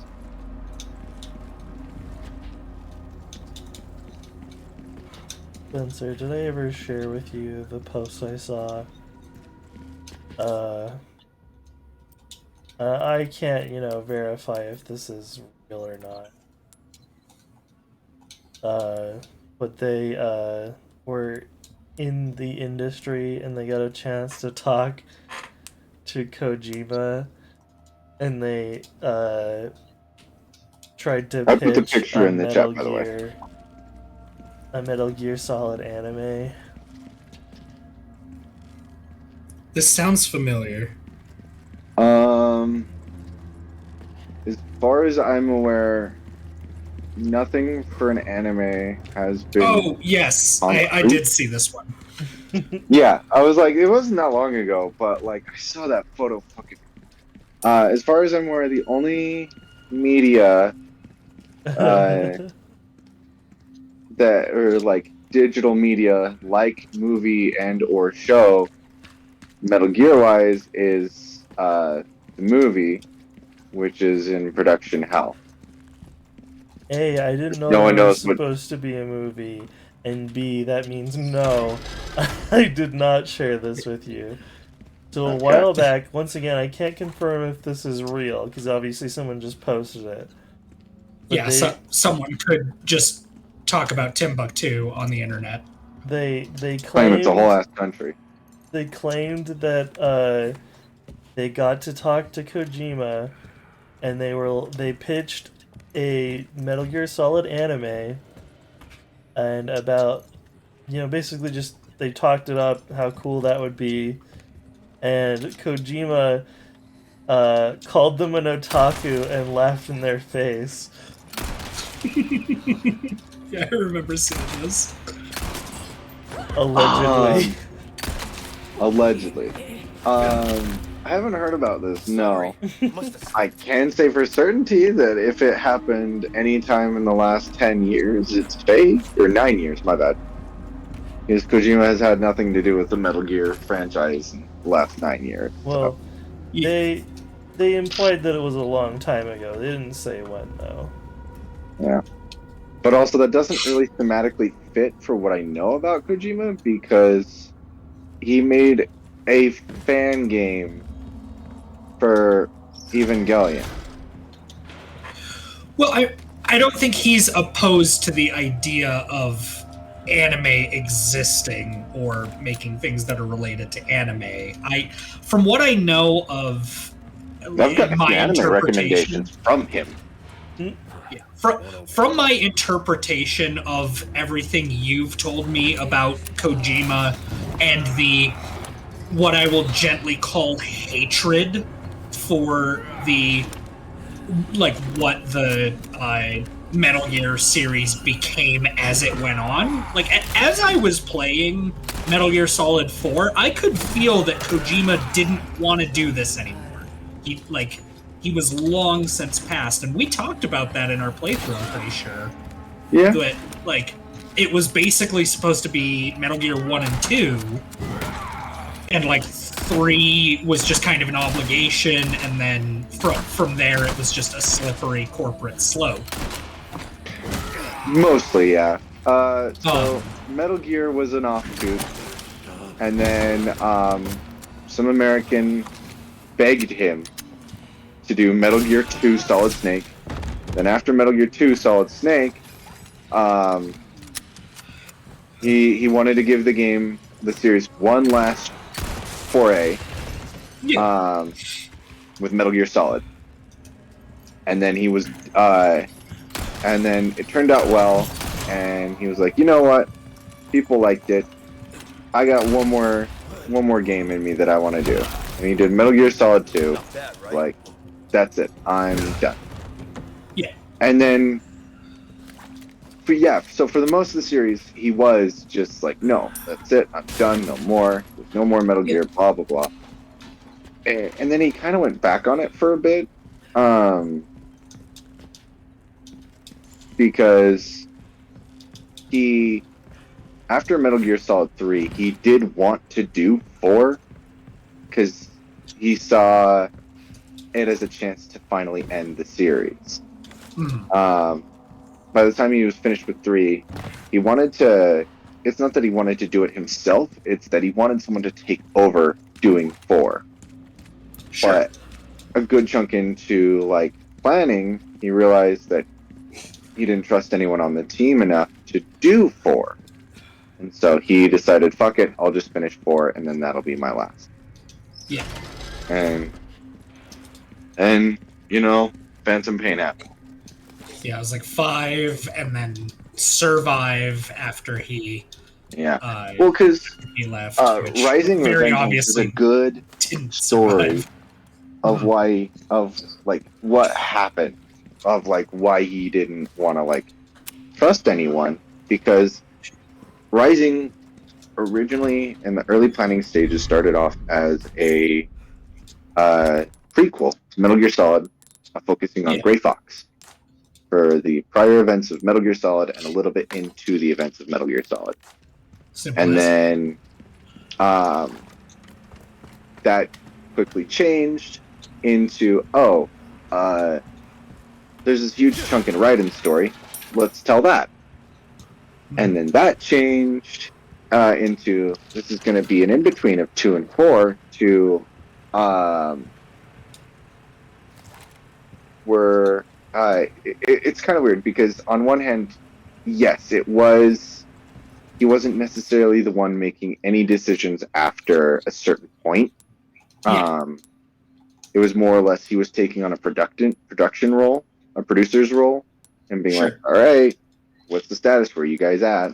I'm not directing this. It's all on you. And they were like, we have nothing. Literally, that was the problem. Is Kojima Productions at Konami couldn't figure out what to do. Yeah. And that's when they handed the game off to Platinum. Kojima had played Bayonetta. And he was like, hey, this Bayonetta game's pretty good. Let's have these guys do it. Sure. And that's how it became like this completely unrecognizable thing, you know? Like it went from like, it's so, to me it's a very interesting tale of like, just development like hell.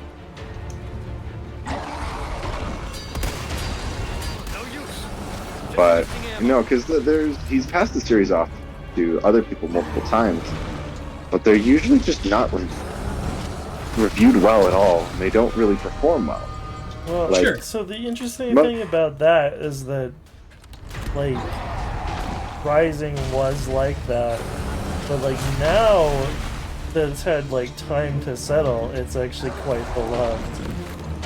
Oh yeah, no, Rising is now one of the most beloved games in the franchise, even though, like, when that game came out, everyone shat on that game. Yeah. Sure.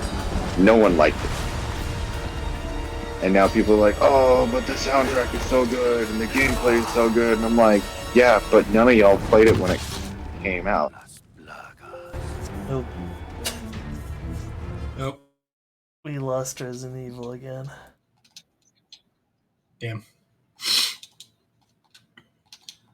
But I think that's just the way that games work sometimes. Oh yeah. It's like when it came out, it's like, this is different from what we had before. This does not have the person that we. Oh yeah, because even then, Metal Gear Solid 2 was still the poorest rated Kojima game. Yeah, this doesn't have the person that we come here for, both the creative person and the main character were largely absent. And they just said, no, we're not gonna do this. But then, like, you know, years pass and you get over yourself. And you give things another try and you realize that, you know, they had good ideas, And that was worth your time, and you were just being stubborn. Mhm. And that's okay, that's growth. Yeah, that's good. I think Metal Gear Rising is very much like that. Oh yeah.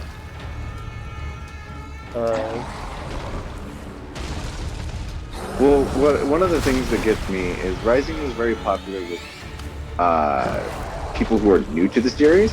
Yeah. Sure. I still know some diehard Metal Gear fans who still do not like that game. Well, But those are also the people who, when they play Metal Gear, they're going for like I remember one of the big things a lot of people were really praising at the time, before Rising came out, was the graphics for Metal Gear Solid 4 and like the gun accuracy was like a big selling point for that game. Like that's what a lot of people, I remember back then, really being like, whoa, holy shit, this game went the extra mile just for some guns.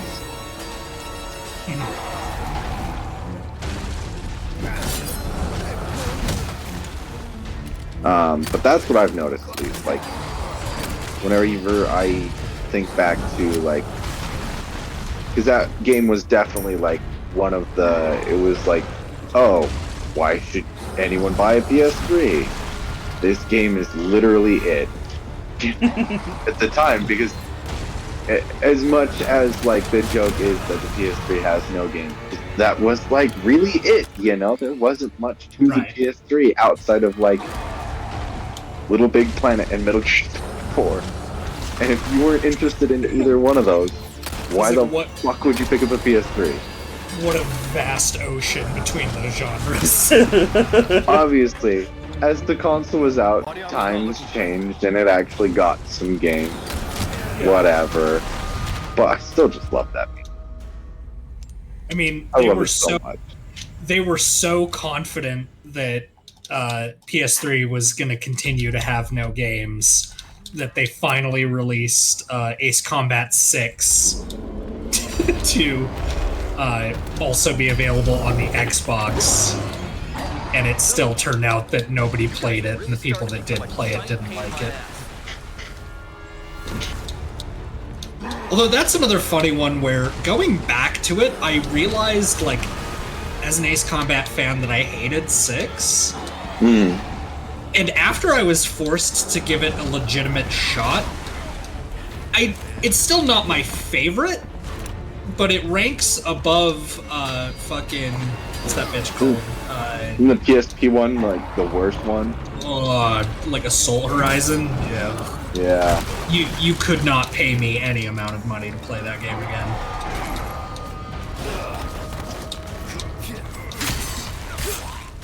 Speaking of Ace Combat, I picked up Astrobot. Okay. And I don't know if you guys have like looked into that game at all. It's Not really. just such a cute little platformer game. It's like very much like a you run around collecting little robots, and they're all costume themed after certain IPs and shit. Nice. And I picked up Trigger. Hey, there you go. 7. I thought that was so neat. I was like, oh holy shit, they put that in. I've got a tiny mute little psychopath with me. Awesome. Yeah. He can hang out with Big Boss and Grey Fox and Spike from Ape Escape.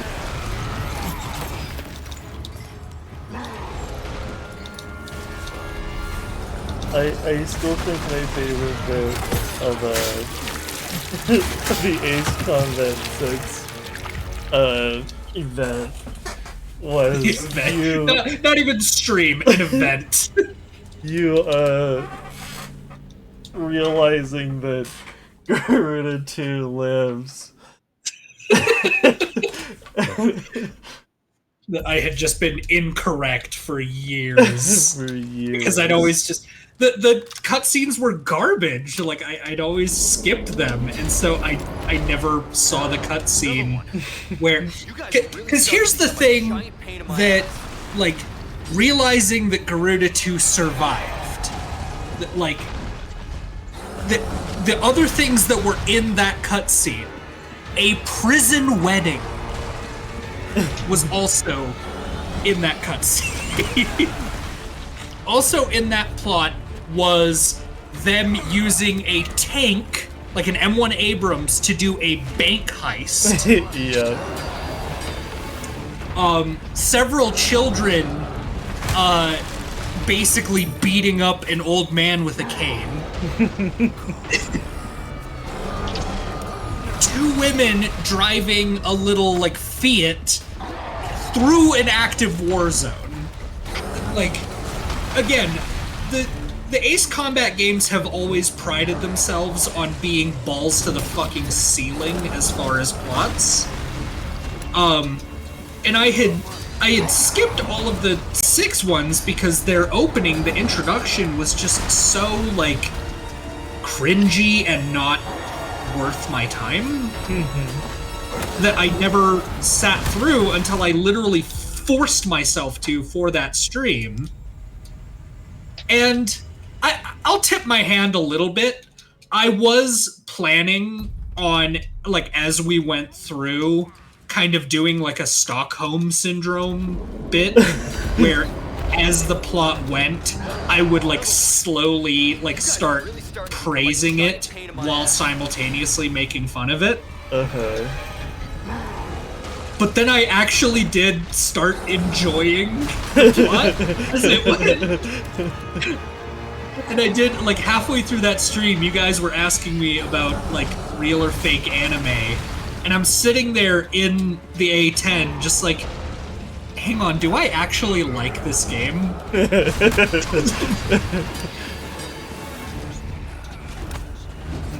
mean, I dedicated, what, 6-7+ hours to trying to get it to work and get through the campaign, so shrug.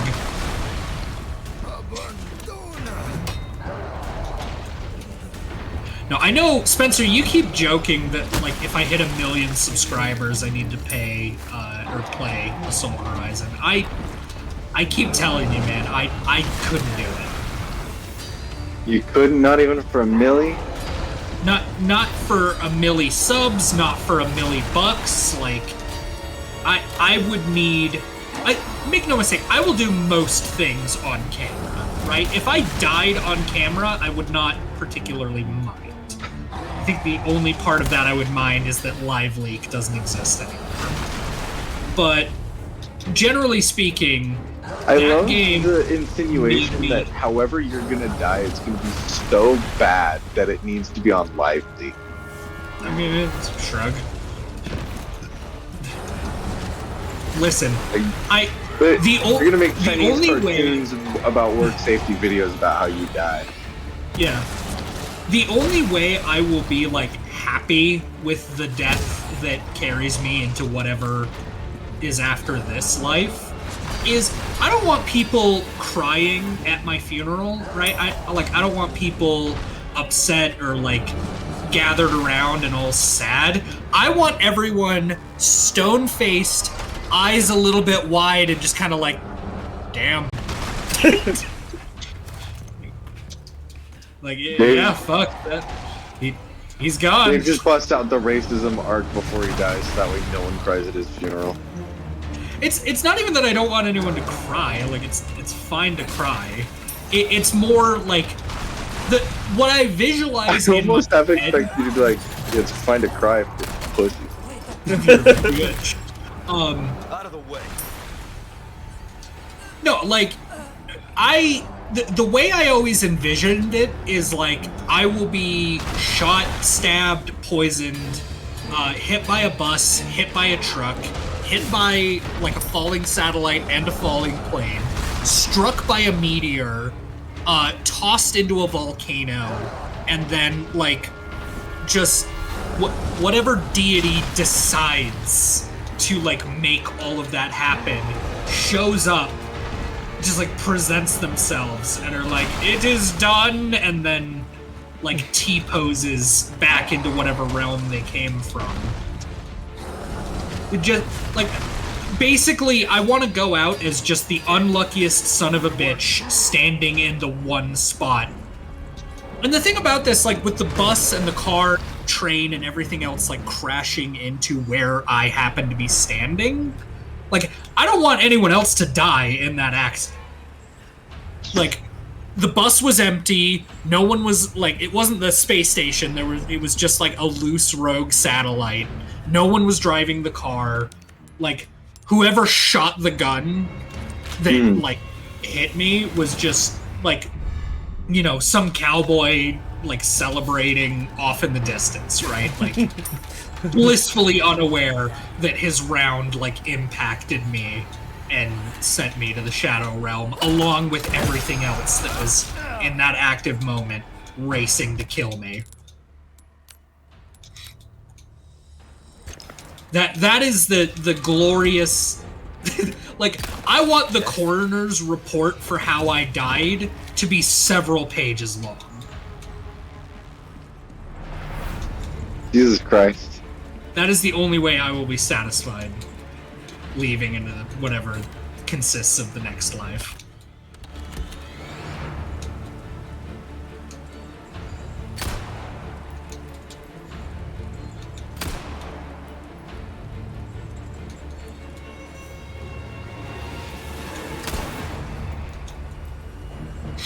You know when you wake up from a dream right before like it gets good? Yeah. That's how I imagine I'm gonna die.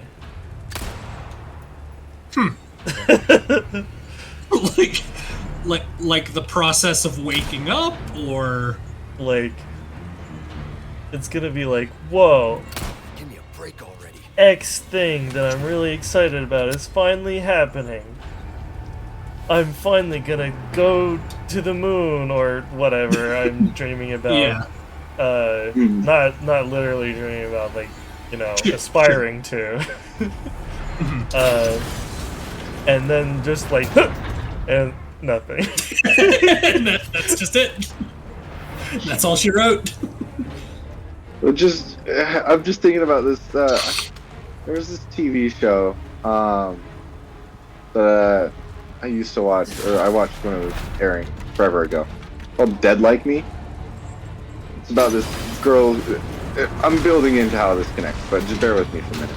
This girl basically, she becomes a Grim Reaper, and for that to happen, she has to die, right? So how she dies is she gets struck by a toilet that fell out of a fucking satellite. And your whole spiel, Dave, just made me think of that. All right.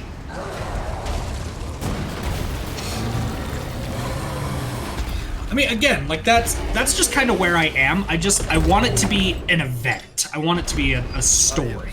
You son of a bitch.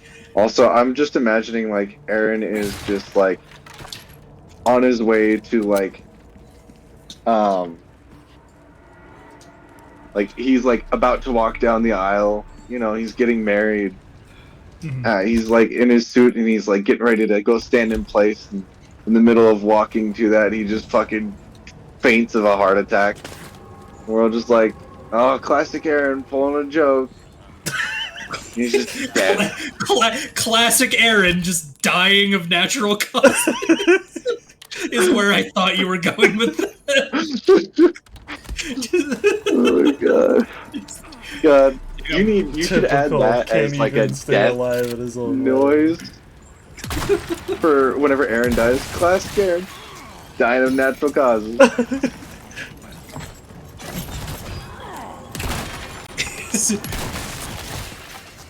So did Aaron leave his own wedding? Did he flee? Yes and no. His soul left his wedding. He's here, but he's not here. Here. Gate looks sturdy. Gotta break through it somehow. Uh-oh. I don't know. I think, I feel like disappearing under mysterious circumstances would be interesting. I would be far more into appearing under mysterious circumstances.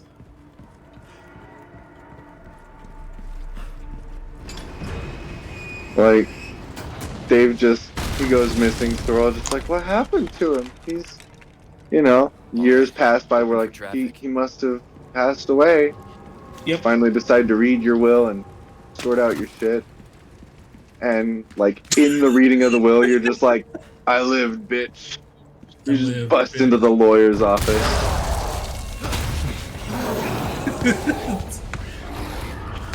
No, I like the idea that springs to mind for me is like, they're exploring like the Amazon, right? They're just deep in that jungle, and they find some like ancient ruins or something, and they have to get through this like complicated series of like doors and devices and whatnot in order to get deeper into this like catacomb.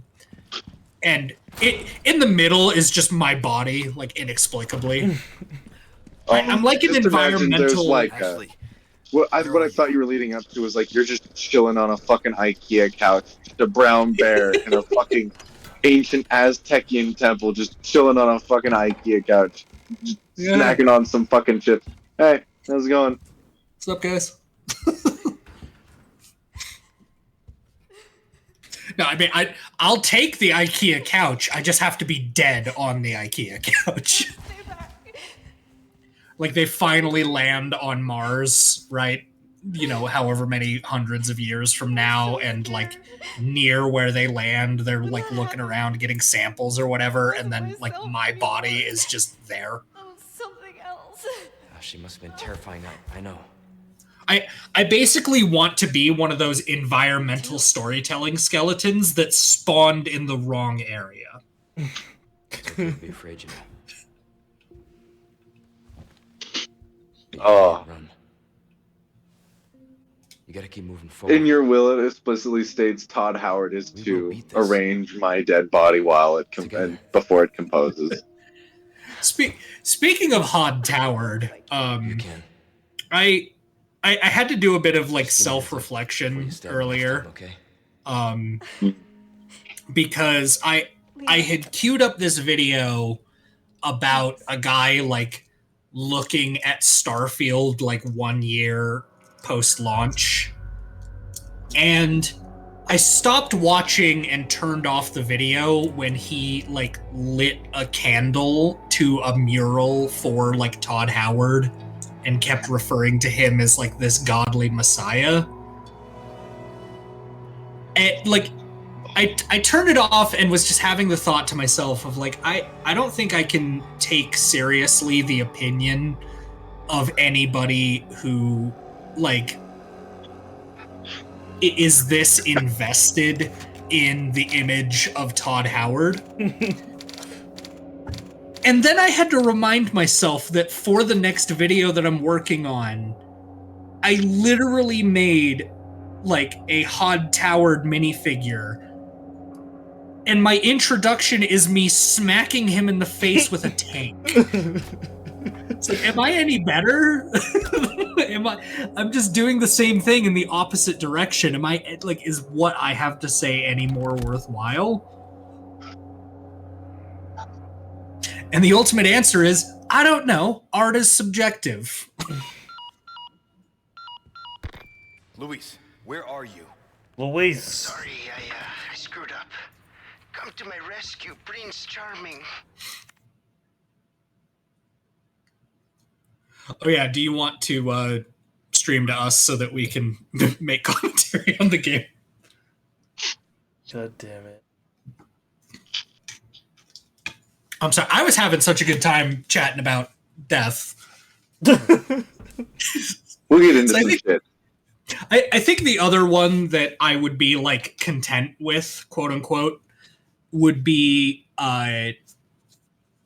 like being on my deathbed, dying of natural causes or whatever, and just like asking whoever is nearby to like, lean in and actually I'll show you charming, pal. just like, I don't know, I would be okay with peacefully passing away in my bed as long as I just like explode immediately after I'm gone. You I don't want the I don't want the spontaneous explosion- human combustion, but it's post-humanist. Yes. Like, I don't want anyone to be harmed in the blast. I just kind of want, like, my spouse, like, steps into the hallway to, like, excuse themselves, to cry, like, the doctor goes to tend to other patients. And, like, as soon as everyone's out of the room, they close the door, and there's just this, like, the doctor like opens the door again and there's just a smoldering crater where my body was. And in there just lies a little fairy. You've been reincarnated. Yeah. You've now taken over the role as the Tooth Fairy. Like the Phoenix, I have returned, but gayer.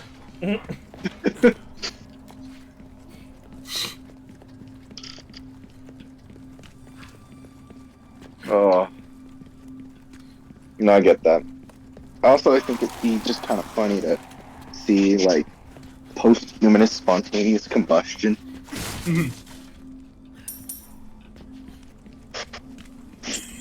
What caused him to go up? I don't know. Well, like, because we already, as a species, we already do not understand spontaneous human combustion. Yeah. So, post-humanist spontaneous combustion just sounds even funnier. Sure. Because, like, no one gets hurt by that. You just fucking poof, you're already dead. Like, Yeah, if anything, I'm too dead it's to worry better about because it saves your loved ones money. Because now you no longer have to worry about, like, burial? Nah, we got cremation here. I do remember that I had an old coworker who was asking the hypothetical of sort of what we would do in the event that somebody had like armed an ATM to like with an explosive in order to take us out once we like open the top so that they can come in and take all the money and all the things. And I remember kind of tilting my head and just thinking, honestly, isn't that kind of fit what you're going for? But it's like, I think we'll be too dead to worry about it. Next. Because in order for someone to set up said explosive device, they would already need access to the ATM, which sort of removes the whole need to take one of us out, hypothetically. But then on top of that, like, I in my day-to-day, like, threat assessment am looking for, like, desperate-looking people in hoodies and sunglasses with their hands buried in their pockets, right? Like, and God, there is nothing... Desperate. Precisely. There is nothing that makes me more nervous than people with their hands in their pockets. I fucking hate it. It is, nerve-wracking at times. But generally speaking, I'm not looking for, like, tripwires or timer. Like, if I come up to an ATM and it's doing the cartoonish, like, pipe bomb ticking, I'm certainly gonna, like, sort of pause and go, hold on.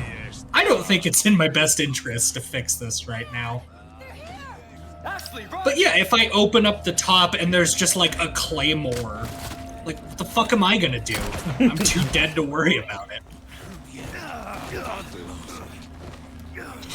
You know, if I get taken up by a claymore, I at least want someone to bedazzle live, laugh, love on it.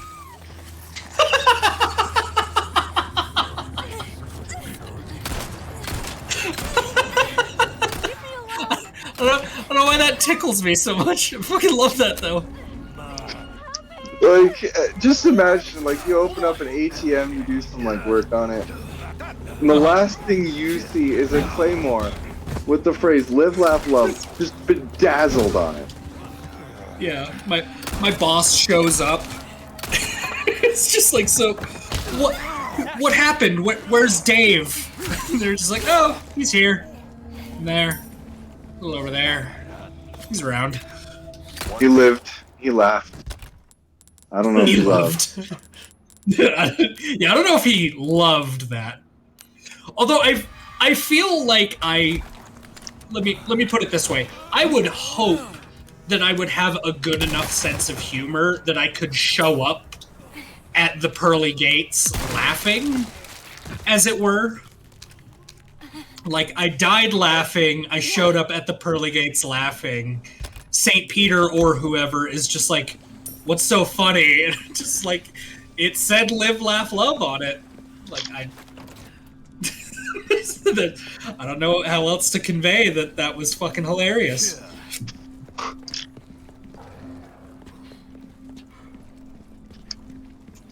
I mean, it. I think that's probably about the funniest thing you could put on a claymore. Mm-hmm. I would love it if you opened up a ATM and just like a bunch of like silly string sprayed out at you.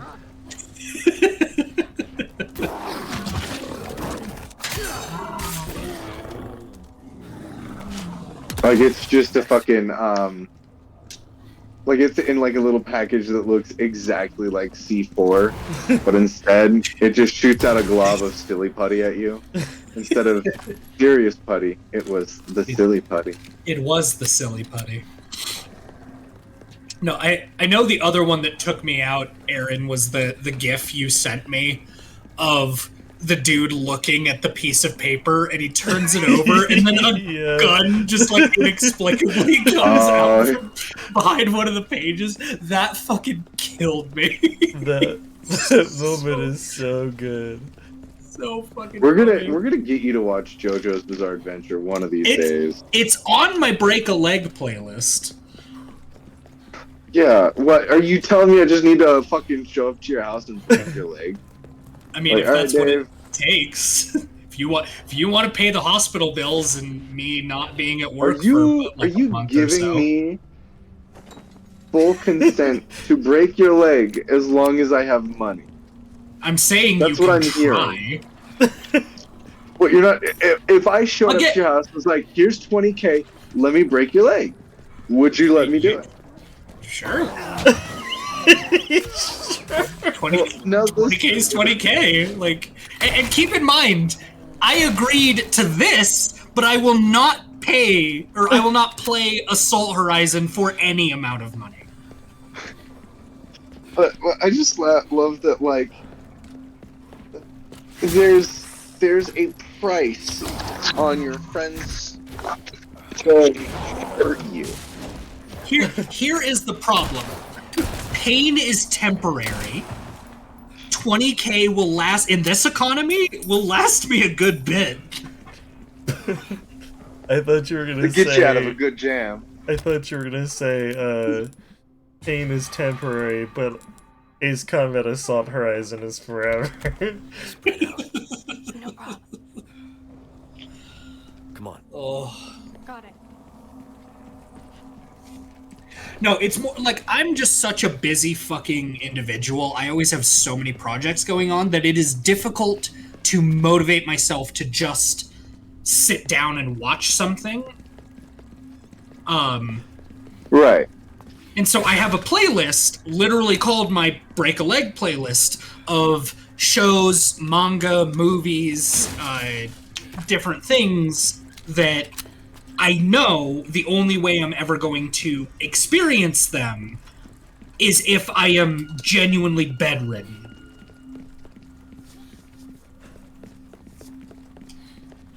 You never got COVID, did you? I haven't, no. So I was gonna say, because that's like if you had gotten COVID at like peak pandemic, like that would have been like the only time I could think of for you where you would have had a chance to like get a start on that. No, Other than that, like every time I talk to you, you're like, oh yeah, this crazy shit just happened, and I'm like, what the fuck have you been doing?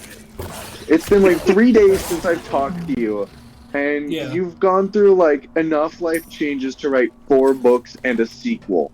I'm busy, man. I say yes to a lot of weird shit, and it makes for an interesting life. I don't know what to tell you.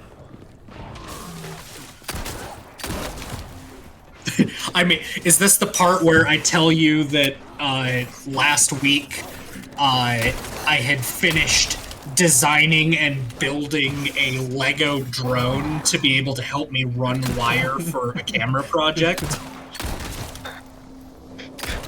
Like an actual flying drone. No, again, I keep using that word because what I mean is a remote-controlled vehicle. It's a little thing that has tank treads and a camera. Okay. I've played with those The technical before. definition of drone that Dave is using and the modern colloquial definition of drone have become 2 separate things. Correct.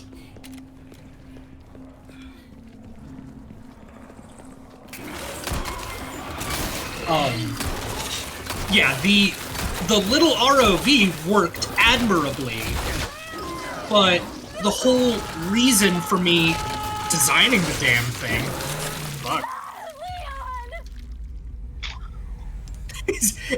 The camera following the little guy that ripped your throat out made me think that you were about to take control of the little guy. Because the camera normally stays focused on your corpse. The dog is just the hero now. Mm-hmm.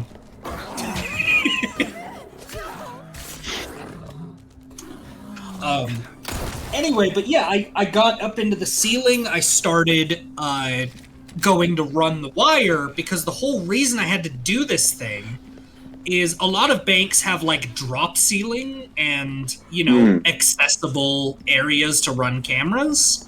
Right. For whatever fucking reason, they decided drywall was the way to go. I can explain that one to you. People who operate banks are cheap as fucking shit. Yeah, is this the part where I tell you that drop ceiling is measurably cheaper? I don't know, dude. Okay. People who own and operate banks are cheap, but not only that, they're also stupid. No, 1,000%. You missed the part the part earlier where I was telling Aaron a story. I won't say which customer for, but basically a different technician came out and replaced an ink cartridge and tried to charge them $4,300 for one ink cartridge.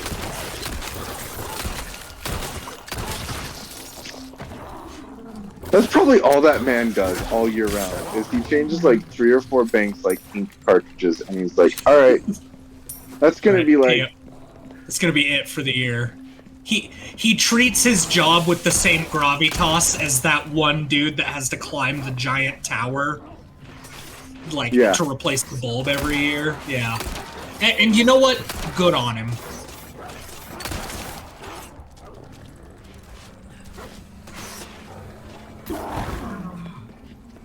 The giant tower. They keep coming. Oh, have you not heard about that? There's a dude he gets paid $20,000 a year, which or not 20,000. It's some insane number, but it's this giant tower out in the Midwest that needs a bulb replaced like every year. Let me look this one up so I'm not spreading Timbuktu misinformation.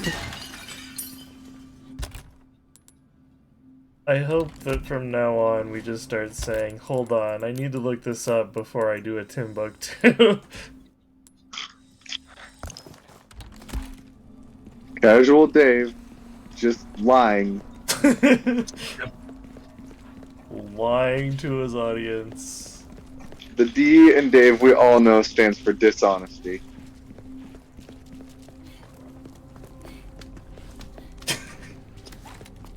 Kodiakbricks.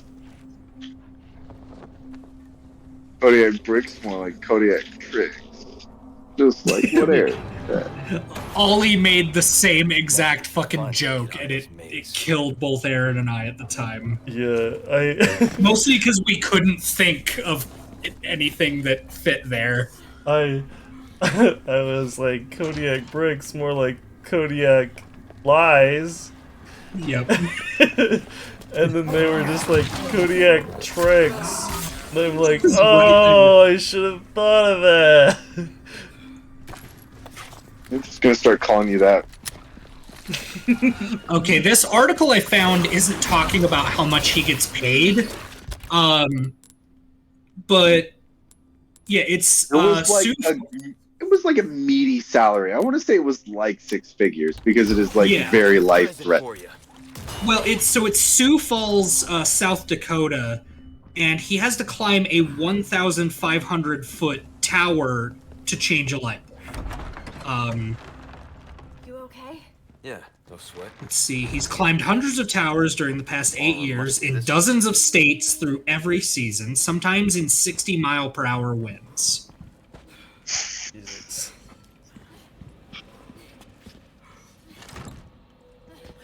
It's locked. I have something I think you like.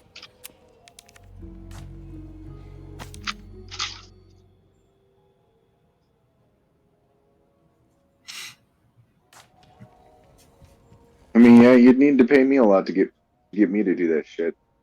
Yeah. And you could pay me $20K. And let me be frank with viewers. This does not mean Dave. Oh, break's over, I suppose.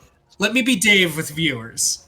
This is the $20K to break my leg offer is not on the table for everyone. This is special enough that I get the friendship discount. That you get the friendship discount. I get to pay less than $20K to break, or I get to pay only $20K. You get to pay only $20K to break my leg. Everyone else that wants to try to break my leg, that is not first a friend of mine, needs to literally fight me in order for the privilege, the mere privilege to break my leg. I love the idea that before you made that clarification, there was a chance that someone was just gonna show up on the street and be like, "Are you KodiakBricks?" And you're like, "Yeah." Yes. "Are you a fan?" And they'd be like, "Yes, here's $20K," and then pulls out like a hammer or something. Yeah, like you know what I'm here for. You know what is about to happen. Yeah. Do you want to know my response to that exact situation, Aaron? Wow! Holy shit! Okay, let's fucking go.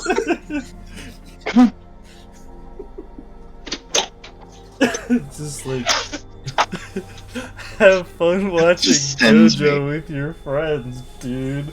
Smash.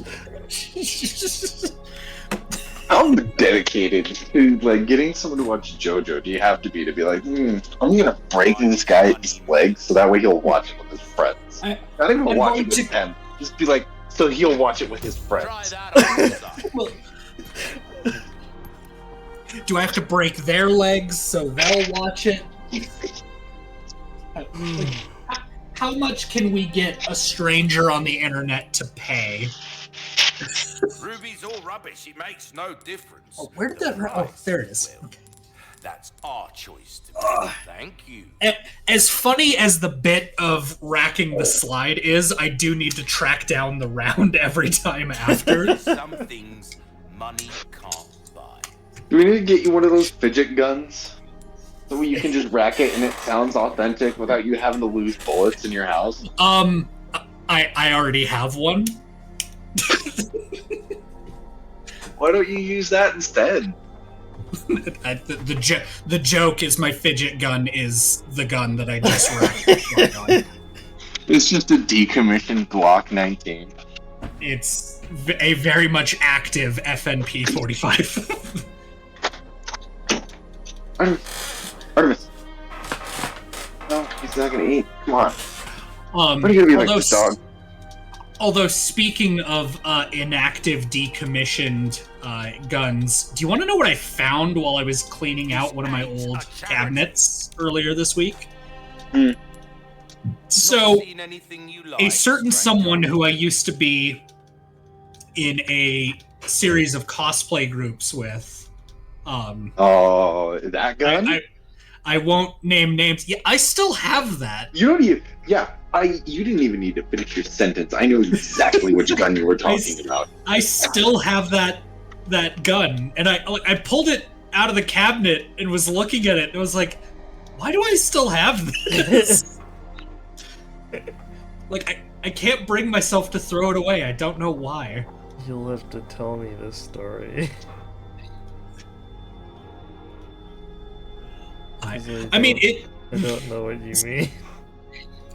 So, this mutual individual, and I find it funny because I don't actually have anything against him. He just stopped talking to me. He's like, all right, whatever. I have bigger fish to fry, right?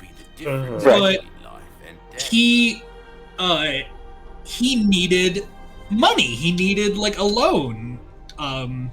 I can't even remember what it was for.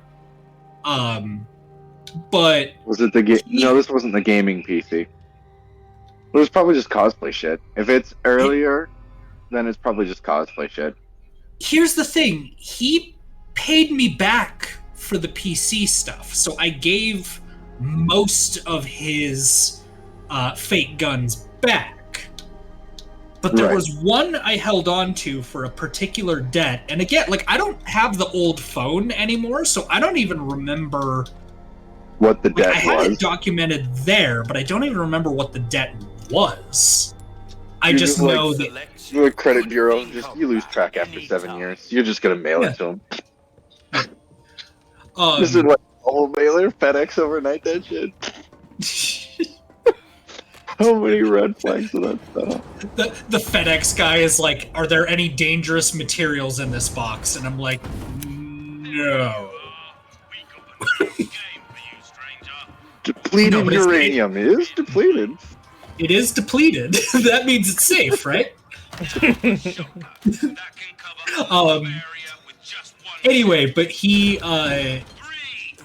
yeah, I don't even remember what the fucking debt was, but I know he, like, my condition, because there had been times where I had lent him money, and it took him a long, like a concerningly long time to pay me back. Well, judging by the current track record, you're still holding on to one of them.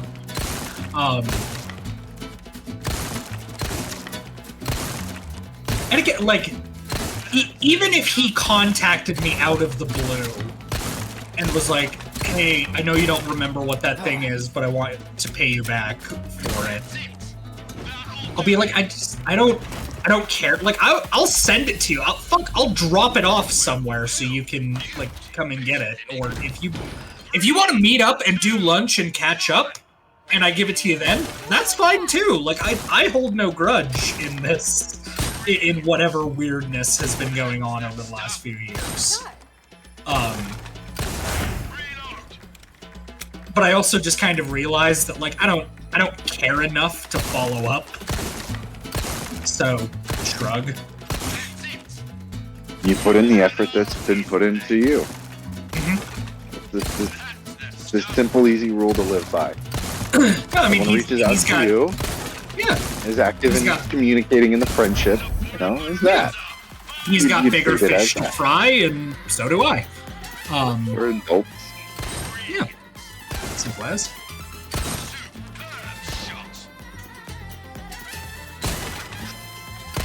But no, that just kills me. I had no idea that technically there's still unpaid debts technically, even though you don't remember them. Yeah. I'm laughing because it's like it is like the credit bureau. Like after 7 years, it just falls off the credit score. Well, and it's one of those. So I do have a policy when it comes to like lending money to my friends and colleagues and whatnot. Is like depending on the amount, I will usually honor like a one-time kind of like good faith extension where I just lend them the money and you know I worry about collecting payment as time goes. I'm even nice enough that I don't add interest. Yeah. I'm not interested, in charging interest. Nice.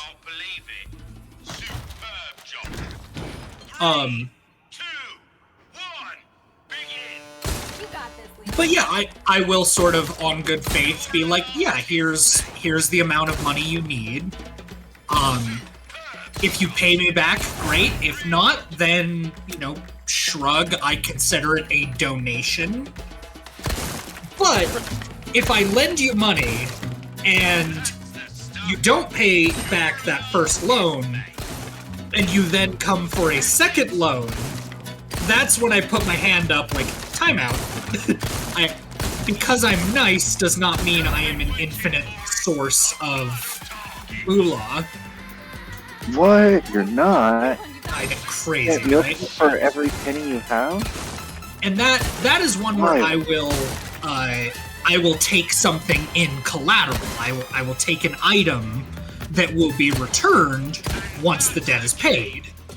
Now, the value of that item does not necessarily need to be commensurate with what the debt value itself is.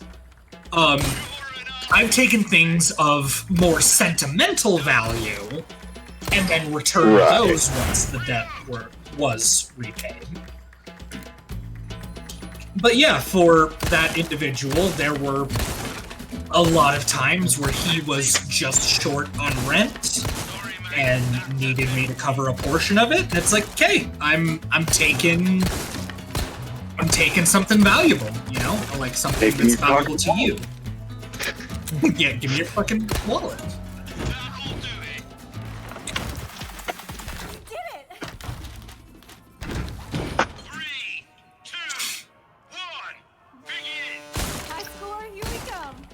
That's it. Family jewel coming with me.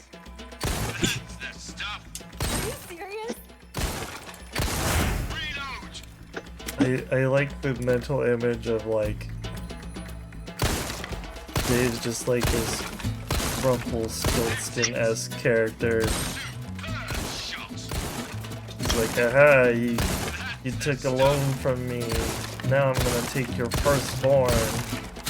No, I don't want anyone's firstborn.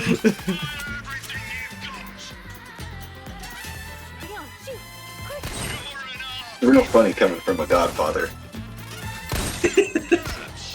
Yes. Here's the thing. He's yours to keep, guys. If you were to proposition to me, hey, instead of $20,000, could I give you your godson? I'd be like, no.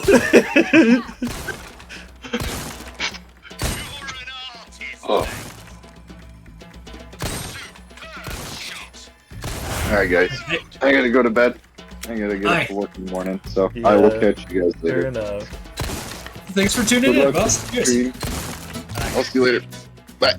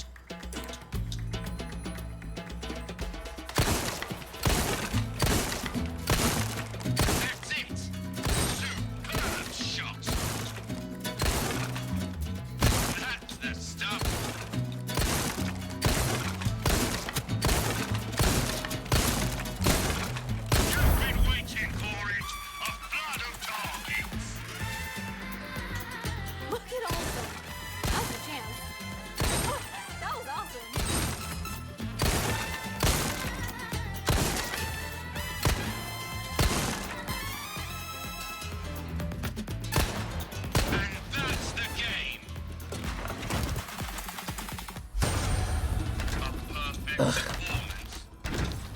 3, 2, 1, begin! High score, here we come. Are you serious? That's it! Oh, beautiful! Reload!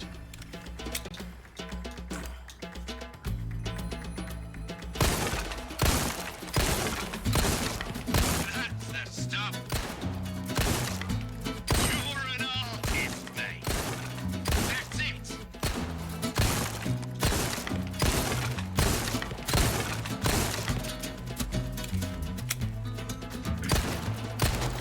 That's your lot! Nice one, Leon. Use a submachine. 3, 2, 1, begin! You got this, Leon.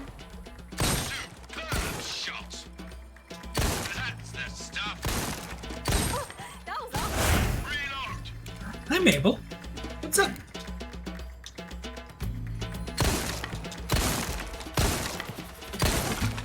That's it!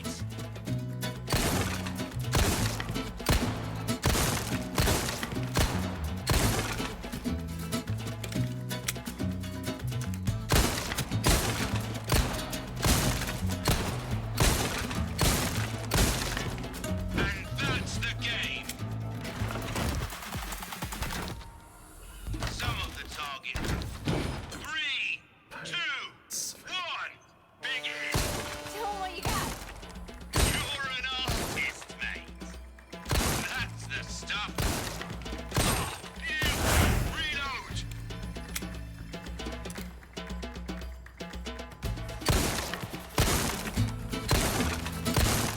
That's it.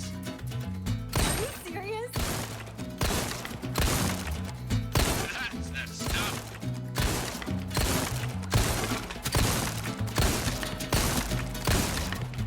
Let the bonus time begin.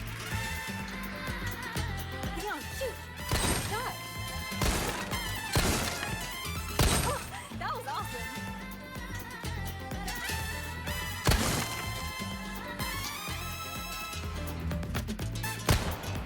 That'll do. Fuck. Damn. I can't believe it. Superb job.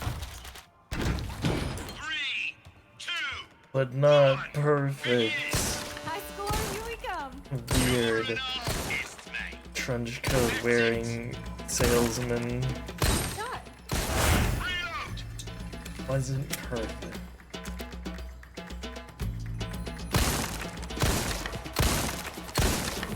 That's the stuff. Oh, beautiful. That's it.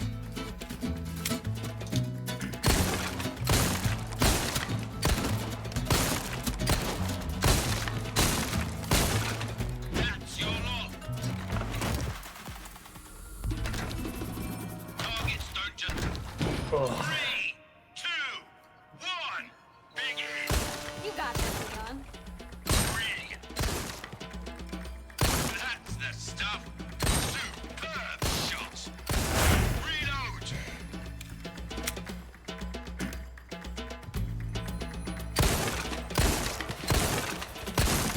That's it. You're an artist, mate. That's the stuff.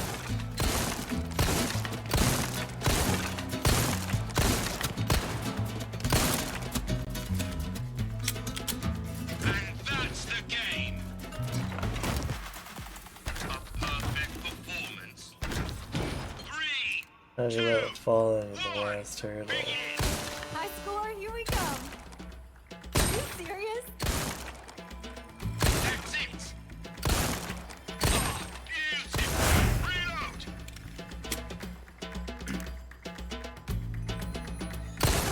I love that this traveling merchant not only hauls around like all of this military grade equipment and all the nonsense, he also has the time to like set up this whole fucking menagerie. Yeah, he's like this shooting gallery in his pocket or something. Yeah.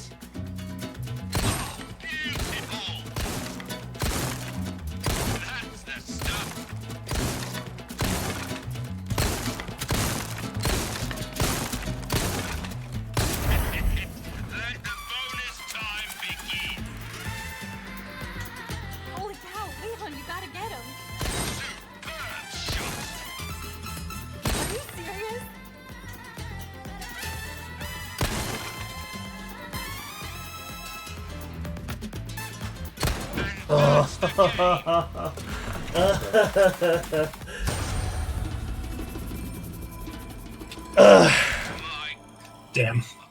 I'm speechless. Alright, one more. 3, 2, 1, begin! I score, here we go. That was awesome. That's it! Brilliant! Reload!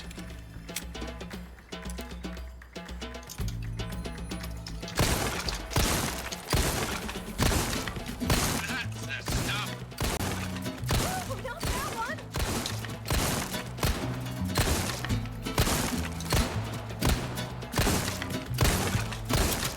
Shit. That'll do it! Awesome. Okay. One more for real. 2, 1, begin! You got this, Leon. Shot. That's it! Superb shot! Reload!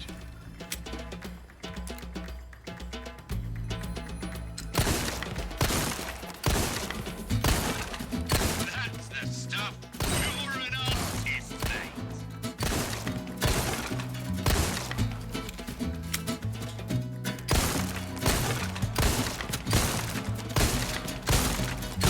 You've been waiting for it! A flood of targets!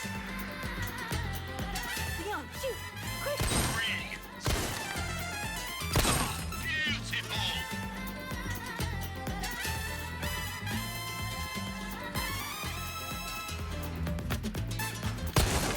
And that's the game! I hit the thing, but I missed the metal. Rigged. Rigged. I can't believe it! Yeah. It is 11:30. It sure is. Do we want to call it here? That was Yeah. like something you'd see at the fair. It reminds me of being a kid.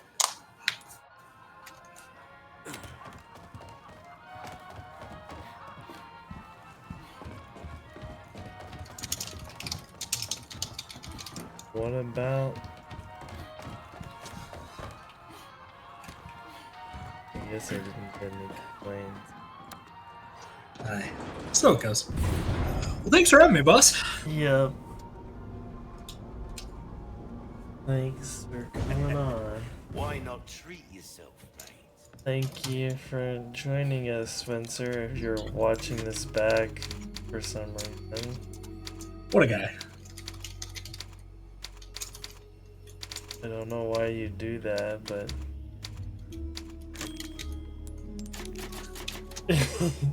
you know. He might. And I'll see all the rest of you next time. Hi, handsome.